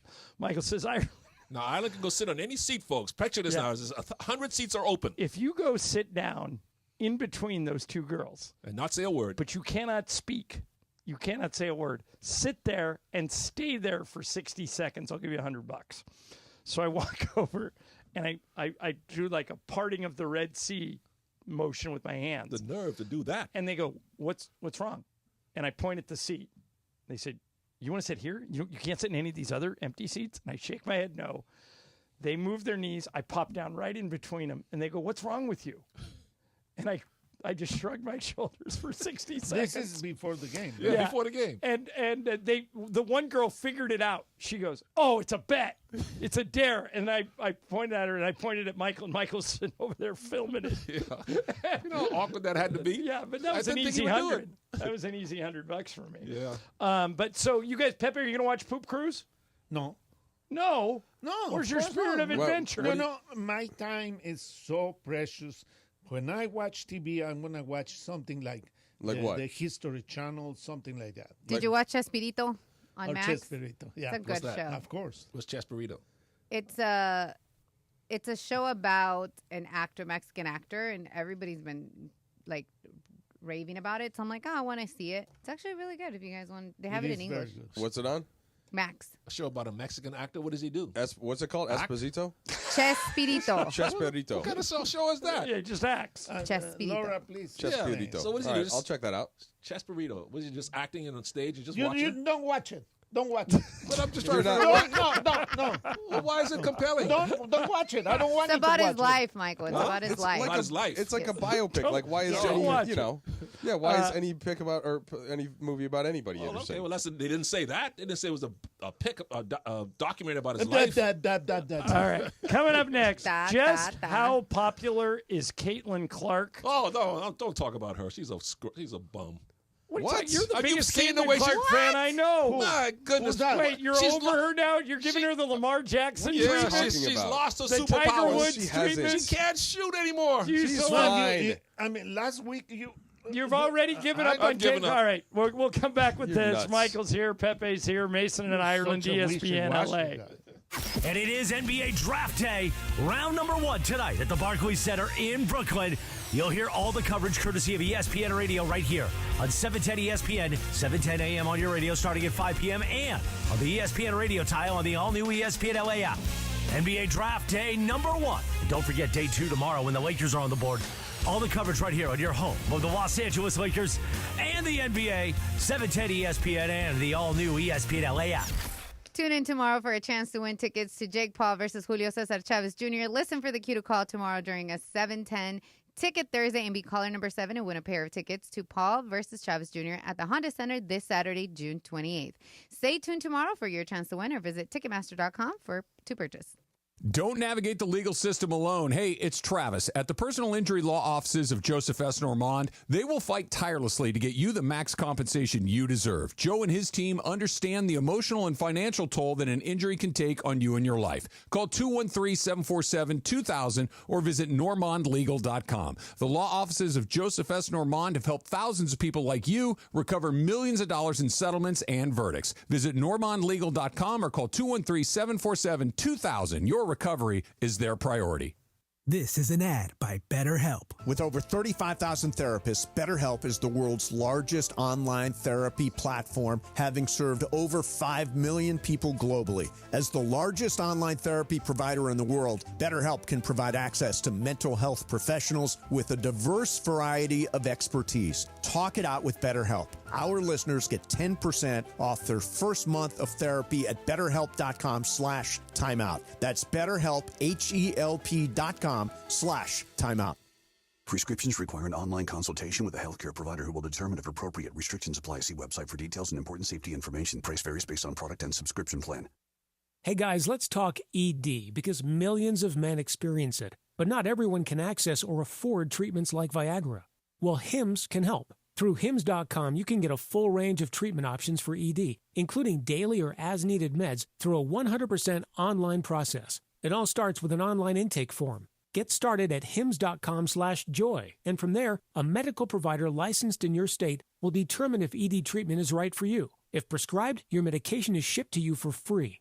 Find the ED treatment that fits your needs with options up to 95% less than the brand names. Millions of men experience ED, but Hims can help. To start your free online visit and save up to 95%, go to hims.com/joy. That's hims.com/joy for your free online visit. HIMS.com/JOY. And it is Mason and Ireland, your Wednesday afternoon. Trudell is sitting in for Mace. Plus, we've got Michael Thompson and Pepe Mantilla. It's a loaded show. And I mean, the reunion of Thompson and Trudell. Who doesn't love that? He's a little stick. What was that? Ted Phil Henry's character, Ted Bell? We love to put our meat in your mouth? Yeah, it's in there. Okay. He's working on it. Mason and Ireland continues your Wednesday on 710 ESPN and always on the all-new ESPN LA app.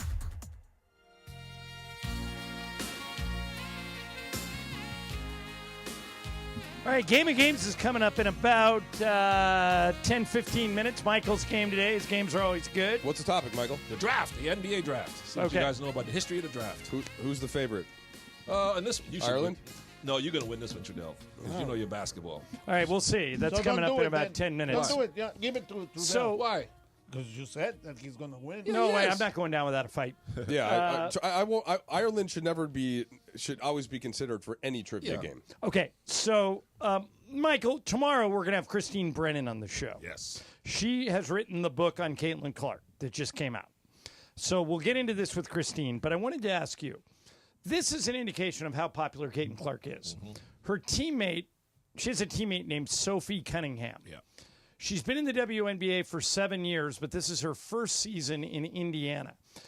And Cunningham kind of stands up for Caitlin. Like, if you go take a cheap shot at Caitlin, then Cunningham gets in your face. You know, she's a black belt in Taekwondo. Right, and so nobody wants to fight her. Yeah, she knows what she's doing. Cunningham's jersey sold out last week after she defended Caitlin Clark. Yeah. She's been in the league 7 years. Her jersey's never even close to being sold out because she stood for Caitlin Clark. And so here's my question. You know, before you say something, when she got into that fight with J.C. Sheldon, the girl who attacked her, yeah, I said, before I knew about that she was a black belt in Taekwondo, I said, Sophie looks like she knows martial arts. The way she grabbed that lady by her neck and held her down. Right. And I said, she looks like she knows what she's doing. Here's my question. To me, it seems like Caitlin Clark is a one-person drawing card. Oh, yeah. I would compare her to Tiger Woods when Tiger came onto the tour, and everybody said, you know, we're not going to see golf, we're going to see Tiger. And how Serena was for women's tennis. Right. Yes. Why are the other players, when Tiger came along, all the other golfers said, this is great, man, our purses are going to go up, he's great at golf, it's going to make our sport more recognizable. They welcomed Tiger with open arms. With Caitlin Clark, they don't. They don't want anything to do with her. Cheryl Reeve kept her off the Olympic team. Yeah. Why is Caitlin Clark not accepted by the players in the league when she rises the profile and the money of the whole league? Jealousy, envy, unprofessionalism. They don't understand business. It's clear that instead of embracing this girl, embracing what she's bringing, all the eyeballs she's bringing to the WNBA, and going to make everybody's salary go up.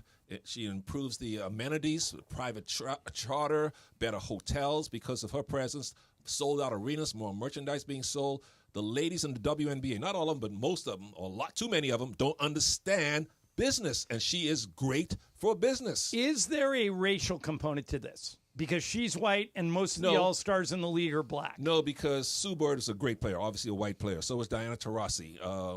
Breanna Stewart. Breanna Stewart, Sabrina Ionescu. So there's been other great white players in Kelsey the game. Plum, currently Kelsey for the Plum, Sparks, right, yeah. exactly. So there's other great white players Paige in the game. Beckers, rookie. Yeah, Paige is good, but she ain't on Caitlin's level yet. But she is a good Yeah, player. she's number one pick, yeah. But no, it's just pure jealousy because Caitlin gets all the attention, and most women cannot stand it. So how come she wasn't in the national team that won the gold? Because they did not want to put her on the team because they thought she would draw all the attention away from the other ladies on the team. Michael, they almost lost the gold medal. Well, that's true. They got a tough game against France, and that was fine. But that was an opportunity where they would have drawn as much eyeballs to their games as the men did. Hardly anybody watched the women's tournament and the Olympic Games. But if Caitlin was on that team, they would have sold a million times more merchandise.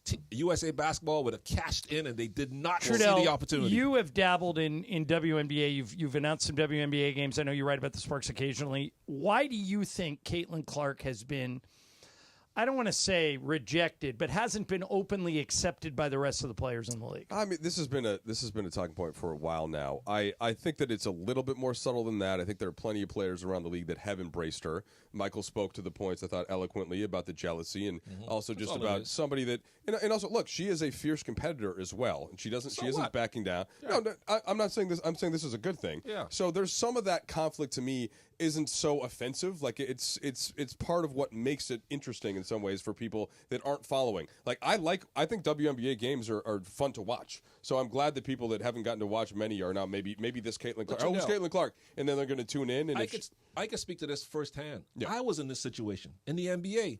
I was in the NBA, Pepe, and I was in a good league, and people were watching. But all of a sudden, here comes Magic and Bird. All of a sudden, now people care. At least more casuals cared. And then the Jordan game exploded. Obviously, Jordan came after those guys. But I was in the league in my prime when those two guys showed up, and I was envious of them. I wish I could be that good. I wish I could get that kind of attention, but I didn't resent them being in the league. I understood how good they were for the NBA. There's nothing wrong with being envious of Caitlin Clark's popularity and fortune if you're a fellow player. But you should welcome her to the league and be happy that she's there, just like we were happy that Bird and Magic were there. Every person is different. Oh, don't give me that crap. No. Like you, Michael. Pepe, I'm with God. Michael on this. I don't understand. If a player came along tomorrow that everybody wanted to go see and people and was selling out every arena in the league, I would welcome that, and because it rises everybody's profile, it rises everybody's salary. Of course, because why it's hate gonna on make that you person? better, and you're going to make more money. Right, so why do they hate her? But every person is different, okay? But this is a collective I thing. don't think you can say why do they hate They her. do. There Don't are give me there that. are I some watched a it. They couple don't like her. players. Some, Mike, sure, they but you kept can't- her off the Olympic team because she was too good. That was ridiculous that she got kept off the Olympic team. Not disputing that and at all. And then you cannot talk about race and all that because There's other great white players. It was white and black people. But on a bigger note, though, why do we care so much if the other players embrace or don't? Like, why do we care? I agree they should embrace her. It's good for the league, blah, blah, blah. She should have been on the team. She's an amazing player. But do we need them all to play nice with her? No, that's not that. So who cares? No, we tried to beat Jordan. We tried to beat Magic and Bird, but we weren't trying to be buddy-buddy with, but we appreciated the attention they brought to the league. Some do, some don't, but like, why do we care? But people didn't. I want to see her. When Magic came along, people in other teams and other people in the league didn't hate him. But when Jordan came along, people didn't hate him. They hate her. I think there's plenty of resentment for Jordan? in the early Jordan years from players. I've read a lot of the Jordan books. There was plenty of that sentiment out there. Who's this scorer? They can't win. He's not good enough. He's showboat. All that. He came in 84, 85. I was still in the league. I don't remember. Well, people hating you're on Jordan. one person, but you're trying to label the WNBA as a whole entity that doesn't accept or praise Caitlin Clark. I've been watching the Trudell. They don't. Some do, some don't, and the ones that don't, who cares? We don't have to control how they feel about her. She's going to be here. She's not going anywhere. She's going to be awesome. She's going to be here for a long time. Not so lately. But in general, they don't like her. Right. So in what do general, they don't like her, and I think that it's jealousy. It is. So Michael, I saw this on social media the other day. I'm trying to remember who it was. I wish I could remember this. I think it was Clay Travis, but I might be wrong. He had an idea that he said if he was Caitlin Clark and these people were as unappreciative as they appear to be, He said she should go start her own league. No, that wouldn't work. Well, But she should go to Europe. hold on. She can make $5 million a year. But he said smaller league, fewer games, work. compete. Why wouldn't it work? Because there's not enough players, number one. Not enough women players around. But don't you think that she's more of a draw than the league right now? Oh, yeah, by far. But if I was her, I'd say, you know what? I don't need this. I'm going to Europe. You know what? And I think that's going to happen if this continues. Well, I was trying to think. So we were talking earlier about like Real Housewives, John. So what if there were like Real House husbands? Yeah. Like would the men get along better than the women get along? Like I don't know if this is a This gender was a thing. show, by the way, that you're describing. Well, but so like I'm thinking of when you move to a new school or something, and like how do the dads get along with the dads relative to the moms to the moms?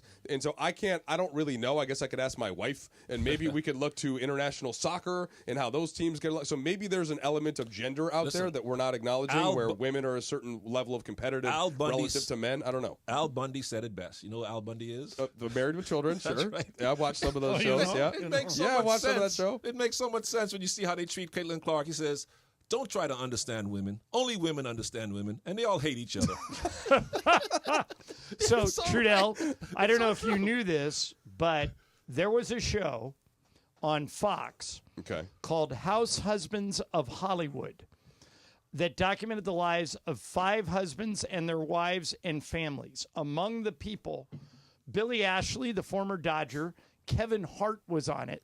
Okay. And so this exact show you're describing actually happened once. It didn't last very long. Well, But- that's the element that I was trying to tap into, though, is because maybe, and we'd have to ask some actual women 10 about episodes. this. But like, women can be extremely tight, but there can also be some conflict. Even sometimes your mothers and daughters, it's a little bit different than sons in that dynamic. So I don't know. I've got 3 boys. Michael's got 3 boys. John has 1 boy. Pepe, can you enlighten us? I have 1 boy and 1 girl. Yeah. But you know what? I think that those shows, in a way, they're scripted. Because they're scripted? Yeah. Yeah. They say, some of them, if one of the wives is not acting good, is not fighting, she's not there anymore. Right. Yeah, they only want high drama. It's a good point. So, yeah, reality TV, you do have to take it with a grain of salt. Most of it is scripted, but we'll see. We'll talk to Christine Brennan tomorrow. I think she's coming on at 2:00. But I just think the way they're treating Caitlin Clark is stupid. Yeah. All right, coming up next, Game of Games, Michael's game. It's about the draft. Trudell, Laura, Brian, me, Pepe will all go head-to-head, and we'll do it next, ESPN LA. The fun way to drive home is with Sedano and Cap. Coming up next at 3 p.m.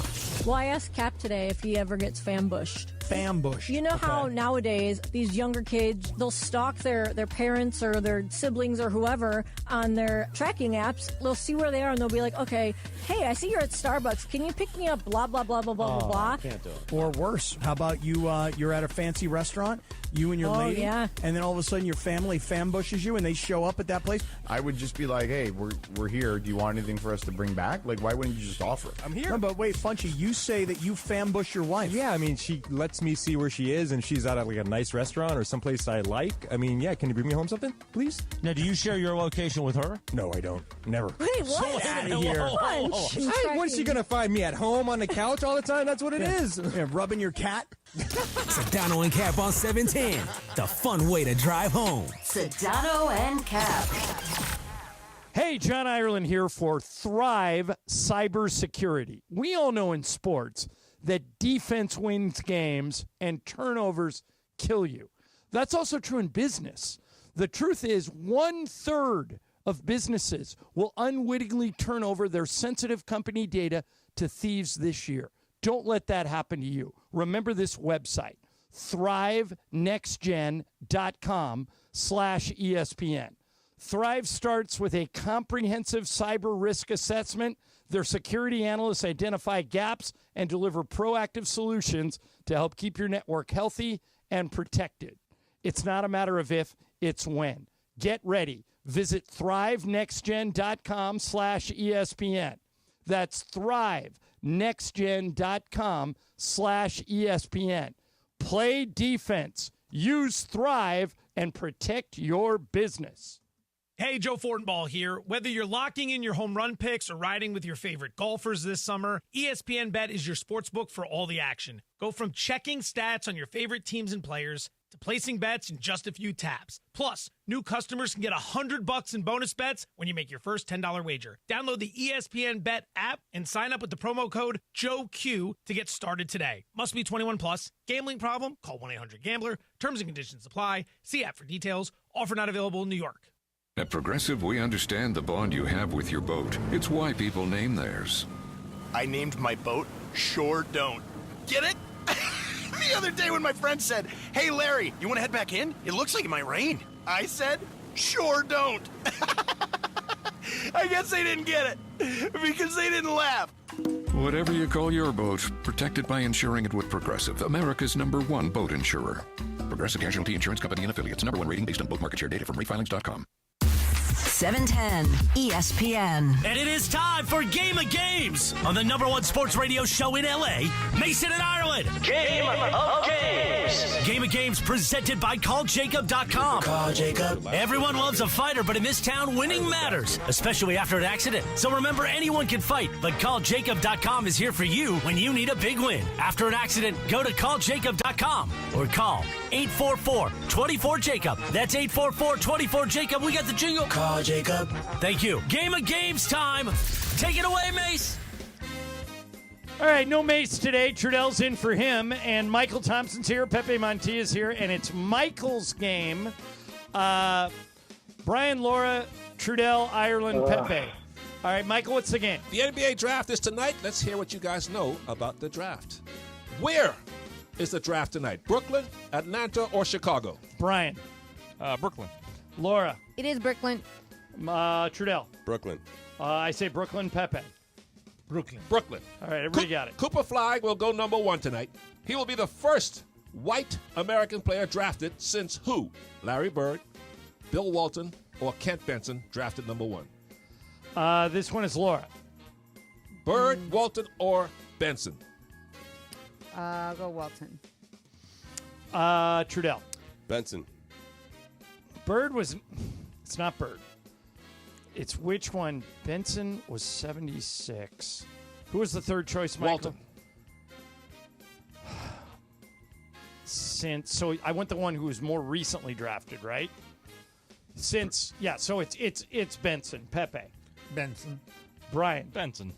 It is Benson. Okay, so everybody but Laura got that? Everybody but me. Okay. What year was I drafted first in the draft? 1977, 78, or 79? Pepe. 78.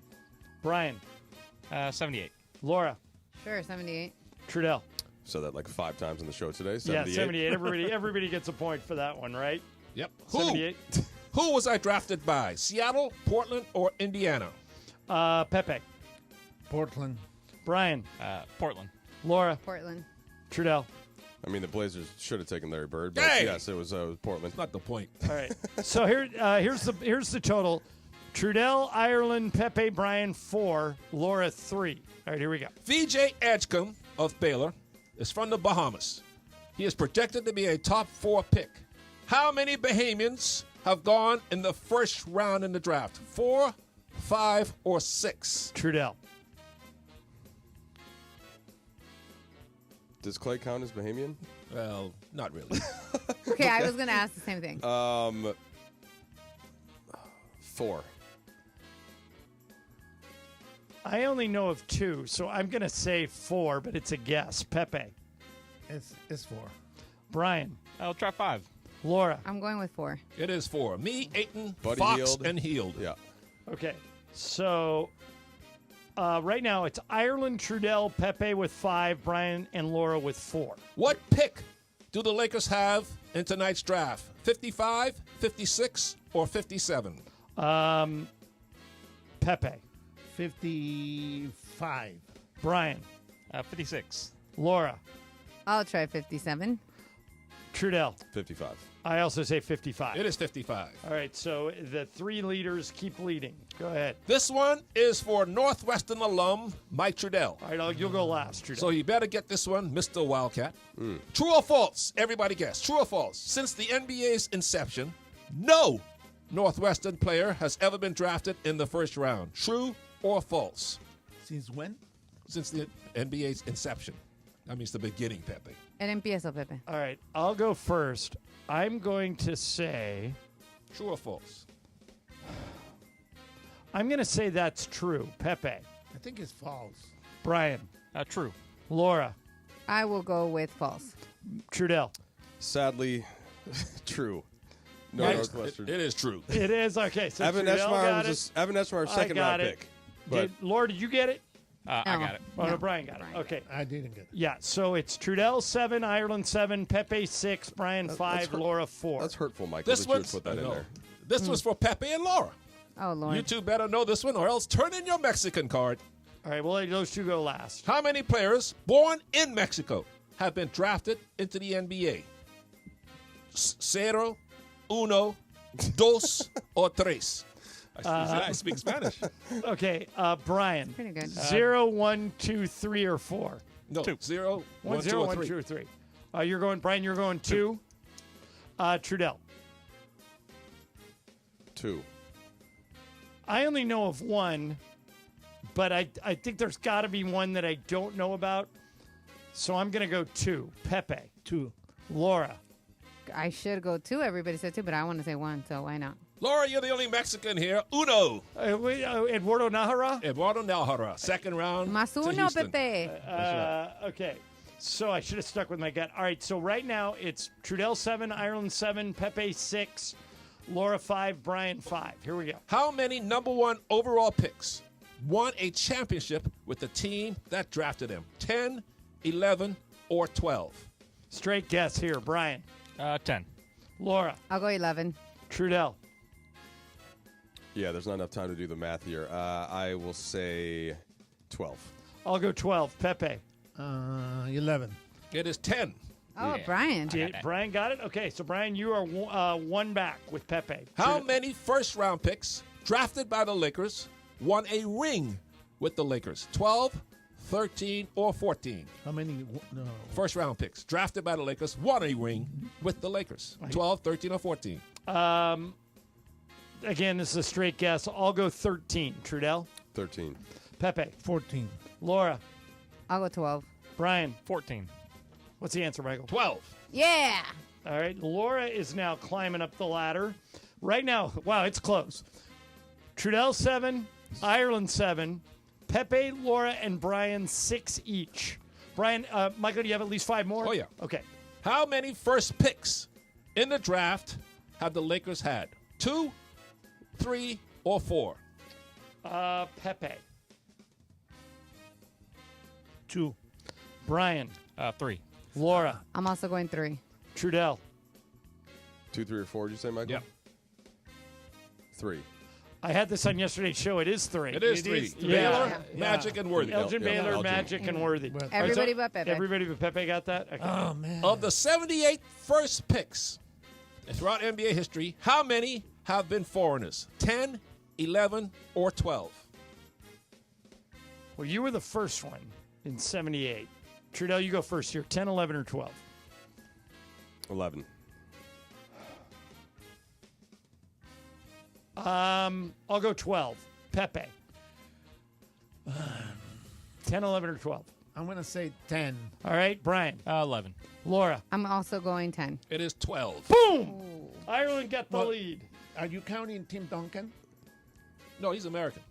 Okay, I hope you're not counting How about him. Carl Anthony Towns? Dominican.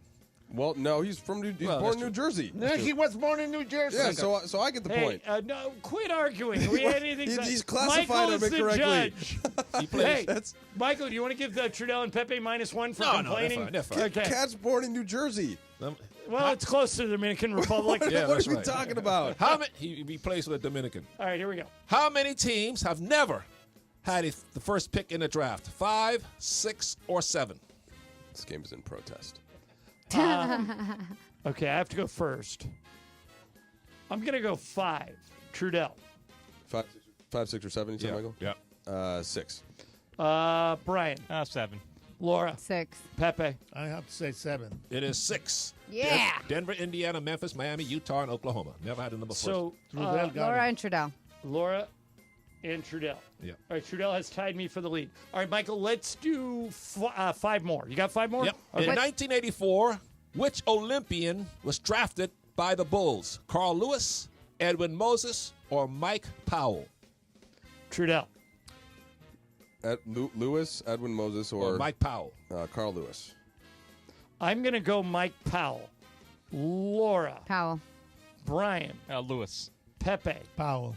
Who is it? Lewis. Carl Lewis. Oh, Trudell's got the lead now. 4 left. And who else got that besides Trudell? Brian. Weren't there like 7 rounds Score back then? update, 10 John. rounds. 10 Score rounds. update. Trudell 10. Ireland 9. Brian 8. Laura 8. Pepe 6. Ooh, Pepe. Here we go. Which college? Pepe, you have to go opposite of Trudell rest of the way. Which college has had the most number 1 overall picks in the draft? Duke, UCLA, or Kentucky? Trudell. Duke. I'm going Kentucky. Brian. Kentucky. Laura. Kentucky. Pepe. Kentucky. It is Duke. With Oh, 6. Trudell has the 2-point lead now. Wow. With only 3 to go. Pepe, you're out. You were right about Okay. Trudell. Only 2 second-round picks have won the NBA MVP award. Jokic is one of them. Who is the other one? Willis Reed or Wes Unseld? Have won the what? What'd you say? The MVP? The MVP. Only 2 choices here? Only 2 choices. Willis Reed or Wes Unseld. Only 2 second-round picks other than Jokic. Only one other than Jokic have won the MVP second round. Willis Reed or Wes Unseld? I go first? Yep. Wes Unseld. There are 3 left, right? I think Trudell's right. I think it is Wes Unseld. I'll go with that. Brian. I'll go Reed. Laura. I'll go Reed. Who is it, Michael? It is Willis Reed. Ooh, that's going to help you guys. All right. Now, here's the situation. Trudell has 11. Ireland, Laura, and Brian all have 9. Wow. So. It's 2 left, right? 2 left or 3 left? Wait, Michael. 2 or 3, whatever you want. Willis Reed. Oh, in 1970. Look at him, just checking everything. I know, Mr. Fact Check over Can here. I No, dock I was him? Let's Can I dock him a Finals point. MVP? Yeah, Michael, yeah. can I dock him a point No, for no. disrespect? No, it's all right. Okay. All right. Ah. All right, so My- Trudell, if you get one of these last 2 right, you win it. Okay. The only way you can lose is if you clipper it. Okay. All right, here we go. The number 1 pick used to be determined by a coin flip. What year was the last time the first pick in the draft was determined by a coin flip? 1982, 83, or 84? Trudell. Well, I was born in 81. So. What's that got to do with anything? I just, just Thank you. So they Thank changed you. it because Thank you. you came into Just the answer world? the question, Trudell. Yeah, thank we're you gonna very say much for letting us know that. 82. Okay, so Laura, Brian, and me have to go either 83 or 84. Laura, what do you want to do? I like 84 here. Brian. 83. I'll go with Brian 83. It is 84, the Hakeem draft. Oh, Laura is the only one still alive. Okay, Brian, you and I are out. Wow. Trudell. All right. Laura. Trudell has 11 and Laura has 10. If Trudell gets this right, it's over. Laura, don't mess this up. Okay. Here we go. The Lakers are one of how many teams that do not have a number 1 pick in tonight's draft? 7, 8, or 9? Trudell. 8. All right, so you got to go 7 or 9, Laura. Let's go lucky 7. It is 9. Damn. Way to go, Trudell. Very good. What, did he win? I'm kind of Yeah. back. All right, tiebreaker. Here's the tiebreaker. We're playing for fun. This is why NBA players who whine about how hard it is to play 82 games and why people, enablers like Trudell, have excuses for them, drive me and Pepe, old schoolers, up the wall. This is only pro ball players need to shut. This is why they need to shut up and just play the schedule in front of them, Pepe. How about this? For your first job's paycheck, straight out of college, use a decimal point if you have to, people. How much will Cooper Flagg make his first year in the league? What will be his first year's salary? For the annual salary for a year. For the first year. Okay. How much will he make? All right. Does everybody have a number? Yes. All right. I don't have a pen, but. Yeah. Okay, Trudell, what'd you write down? 13.9 million. Pepe? 12 million. I wrote down 11. Laura? 13.7. Brian? 10.2 million. 10.2. What's the answer, Michael? I think we need another tiebreaker. 13.8 Because We Trudell said do. 13-9 and Laura said 13-7. Do you have Yes. Do you have another one? I have another one. All right, Tiebreaker Down 2. between Trudell and I again. Yep. Darn. Kentucky has had If the you round most up, it's first-round 13.9. picks of any Whatever, school Trudell. in draft history. The most first-round picks of any school in draft history. Wait. You said First, number one number one overall. picks. Not overall, That's but number why we one missed- picks. That's why you and I missed it. Pepe, you're always confused. How many Kentucky players have been drafted in the first round? All right, Mike, you got a number? You don't have to give me it. Just tell me when you have it. Yes. All right, Laura, what are you going with? Oh man, why me first? This is 'Cause really it's bad. funnier. I know, because Yeah. I suck. I suck so Just give me a bad. number. Make one up. All right, 13. Trudell? I had 32. It is 60. 60. All right, Trudell 60. wins. It was Yeah. your day. Wow. It was, that was a we good coulda- game. We could have docked him How was the twice. game? Well, why didn't you win? because you made it special for Trudell. I made it. No, because he knows the NBA more than you. You said it, yeah. Good. Pepe, don't complain because I was down and I almost kicked his butt. All right, Laura, are Sedano and Cap coming in today? Are they doing on remote? What are they doing? They're probably doing remote. Okay. Yeah, they're remote. All right. Yeah. So when we come back, a super. You can stay here if you want, Pepe. These guys are doing it from the road. We'll do Supercross talk next. ESPN LA. And it is NBA Draft Day, round number 1 tonight at the Barclays Center in Brooklyn. You'll hear all the coverage courtesy of ESPN Radio right here on 710 ESPN, 710 AM on your radio starting at 5 p.m. and on the ESPN Radio tile on the all-new ESPN LA app. NBA Draft Day number 1. And don't forget day 2 tomorrow when the Lakers are on the board. All the coverage right here on your home of the Los Angeles Lakers and the NBA, 710 ESPN and the all-new ESPN LA app. Do you really think you've experienced real sports excitement in your home? It's Mace here, and I'm here to tell you to get off your couch and get into Cosm. Cosm is the ultimate immersive fan experience. The Dome at Cosm, massive 87-foot wraparound display with reserved booth-style seating. The Cosm Hall features wall-to-wall screens where you can watch multiple games at the same time. Incredible food, craft cocktails, beer available throughout Cosm. Go to Cosm.com to see all the sporting events coming up and now showing The Matrix at Cosm.com. Hey guys, it's Sedano. Flashy discounts, gimmicky sales? Don't fall for it. At Hernandez Wholesale Flooring, we give you honest, wholesale pricing all year long. No bogus markups, no tricks, just the best floors at the best prices. Call 866-62-FLOOR. No sale beats wholesale. Hernandez Wholesale Flooring, check them out at hernandezwholesaleflooring.net or call them at 866-62-FLOOR. For the best prices on hardwood, carpet, and more, call 866-62-FLOOR. Keep it right here for the very best coverage of the 2025 NBA Draft. All your ESPN LA Draft coverage is driven by your SoCal Hyundai dealers. There's never been a better time to test drive that Hyundai you've always wanted. Visit your SoCal Hyundai dealer today. Pacific Palms Resort, LA's Hilltop Hideaway and #1 work and play resort, provides opportunities for all travelers and locals. Enjoy restful accommodation, dine in the Red Restaurant with an expansive outside patio, or pamper yourself and relax at the spa. Hit the links at one of their 2 championship courses, the Babe and the Ike. Pacific Palms Resort is the perfect choice for a Los Angeles venue for your business meetings, weddings, and big events. Enjoy a beautiful staycation or family holiday at their Hilltop property. Book your stay at LA's #1 work and play resort today at PacificPalmsResort.com. KSPN AM 710 Los Angeles. KRDC AM 1110 Pasadena, Los Angeles. K256CX 99.1 FM Pasadena, Los Angeles. It's the greatest segment in LA sports radio history. Oh my God. When the shows come together for magic on the radio. It will only grow stronger. Super Crosstalk. Are we ready for Sedano and Cap to join Mason in Ireland? Super Crosstalk begins. Super Crosstalk, presented by Coors Light. Coors Light, made to chill. It's time for Super Crosstalk. All right, time for Super Crosstalk. Love both. I'll do them both. Okay, good. George Sedano's with us. Beto Duran will be in here shortly. He's running around here someplace. Sedano, how you feeling?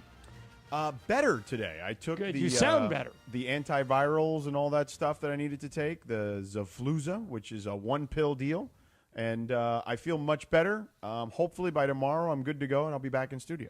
How'd you get sick? I got the flu. Who knew you could get the flu in the summer, to be honest with you? Yeah, but but you were in an arena with 20,000 people. and on a million planes. Oh, wait. Are you sure, George, it isn't because you sat down on a couch in your hotel room? Because that's what Michael thinks gets everybody sick. Hey, Sedano, in the hotel rooms you stay in, if you see a couch, they always have couches in our rooms. Would you sit on that couch if you saw a bunch of stains on it? No, not if I saw stains on Well, that's what Trudell does. I know, but Michael, I don't seek you're out like a looking stain. with infrared light over there for stains. Most of those couches are fine. No, they're not. Michael, we all generally stay in the NBA at really nice hotels. I'm glad you said that because you're ridiculous, Michael. Yeah, he is. George, I'm heading out your way very shortly here. It's a big Hermosa Redondo showdown in Little Nice. League. Your son Mateo will be playing circumventing around that league in a couple of years. Yeah, for sure. We almost went to see you yesterday, but I had to grill at that point. I didn't realize you were knee deep in stuff. Michael was giving me some thoughts on Mateo's baseball and basketball games the last couple of weeks too. So I mean, it's a good place to go to advice. See, when Michael was watching Clay play Little League when he was 10, his teammate was Kevin Love, and he was hitting the ball about 100 feet over the Well, fence. if you want to, you can Google this. Google Kevin Love, Clay Thompson, Little League, and look at the picture that comes up.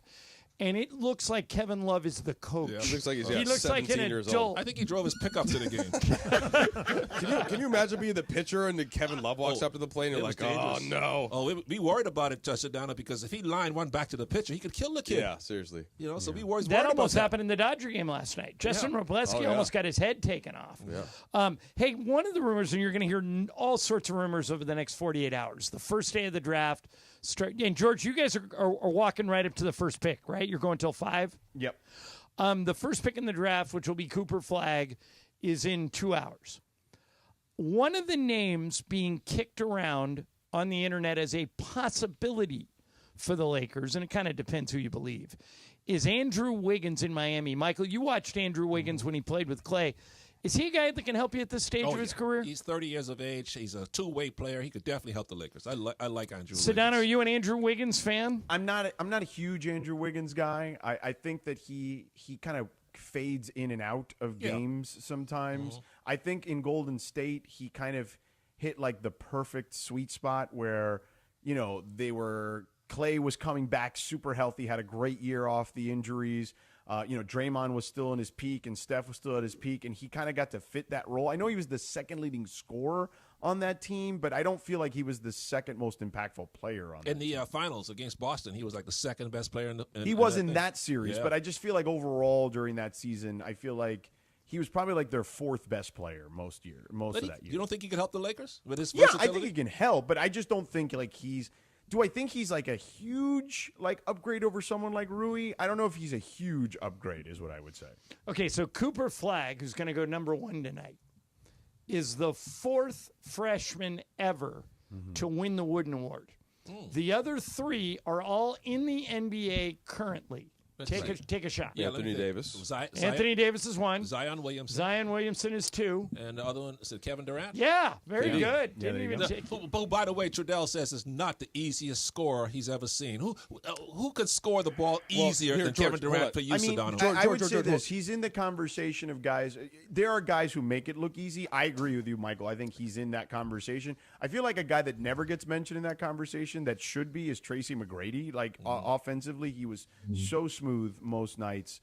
Trudell, who is your issue with? Well, no, what is your issue? The argument I always make when this comes up is just like it's the easiest way to score is still somebody that can get to the rim and is big enough to finish at the rim when they want, and that's Michael Jordan, LeBron James. Like they average the same amount of points as KD, basically. Jordan more in the playoffs. They always had that. Like your A move is not to get a jump shot. It's still an A move where you can finish at the basket through defense. To me, is still easier. So I get that KD's jumper is the smoothest and he's 6'10" or 7 feet, but I would prefer the guys that can get all the way to the rim. Well, depending on what you're talking about, because you were talking about jumpers, then KD. Yeah, I'll take Steph, but KD can get it off better because he's 7 feet tall. So that part I'll concede. I'm just saying if I just need to get a bucket, I need to get a hoop. I'm going to LeBron or Jordan before I'm going to KD. Yep. All right, Michael, there's a name that hasn't come up yet that you played against that a lot of people are texting me saying. Who did I forget? Ask Michael about George Gervin. Oh, yeah, the Iceman, of course. He won 4 scoring titles. True. Should he be in this conversation? Was he that good of a scorer? He was a good scorer, but he doesn't have KD's range. KD can knock it down from 35 feet with ease. And Gervin couldn't do that? Because the three-point line didn't come along until later. It came along later in his career, but he was not known to be a great outside shooter. Great scorer, but not a great outside shooter. Is anybody else in this draft tonight supposed to be a can't miss other than Cooper Flagg, or is everything? Dylan Harper, I think George, are really high on. Yeah, right? people are Ron high Harper's on him. kid. People are very high on the kid from Baylor, VJ Edgecombe. He's from the Michael's Bahamas. Bahamian boy. That's right. Yeah. They think he can be like a Dwayne Wade type. Oh, so Michael, right now, so Edgecombe, is he in the starting 5 for Bahamas? And like a, Oh, yeah. You guys could actually field a pretty decent team now, right? Him, Ayton. We missed going to the Olympic Games by Clay. one game because you lost to Spain, We right? lost to Spain in Spain. Oh, well, Clay can't play because he played for Team USA, right? Oh, yeah, they wouldn't clear him to play because of some stupid FIBA rule. Boy, but that makes no sense to me. Because Eric Gordon was already playing for the Bahamas, and Eric Gordon had already played for Team USA previously. But since Eric Gordon switched over to the Bahamian team, they wouldn't allow Clay to play for the Bahamas team. Why? Some stupid FIBA rule. You can have one guy who can switch countries. Only to play one for. guy? That's what they say. That's the FIBA rules. Stupid rules. I'm trying to kind of project into this draft. If some big name we've heard Jaylen Brown's getting phone calls, but if some big name gets traded today, who is that most likely to be? Some existing player on a team. Jaylen Brown, I think it would be the top guy. To your point. Yeah. I mean, nobody thinks Giannis is getting moved. Right? I know, not today. No. I don't think it would. I think if Giannis gets moved, it will be later in the offseason, I would think. But you know what? I wouldn't be surprised if someone takes a swing at Paul George. Oh, that's a good answer.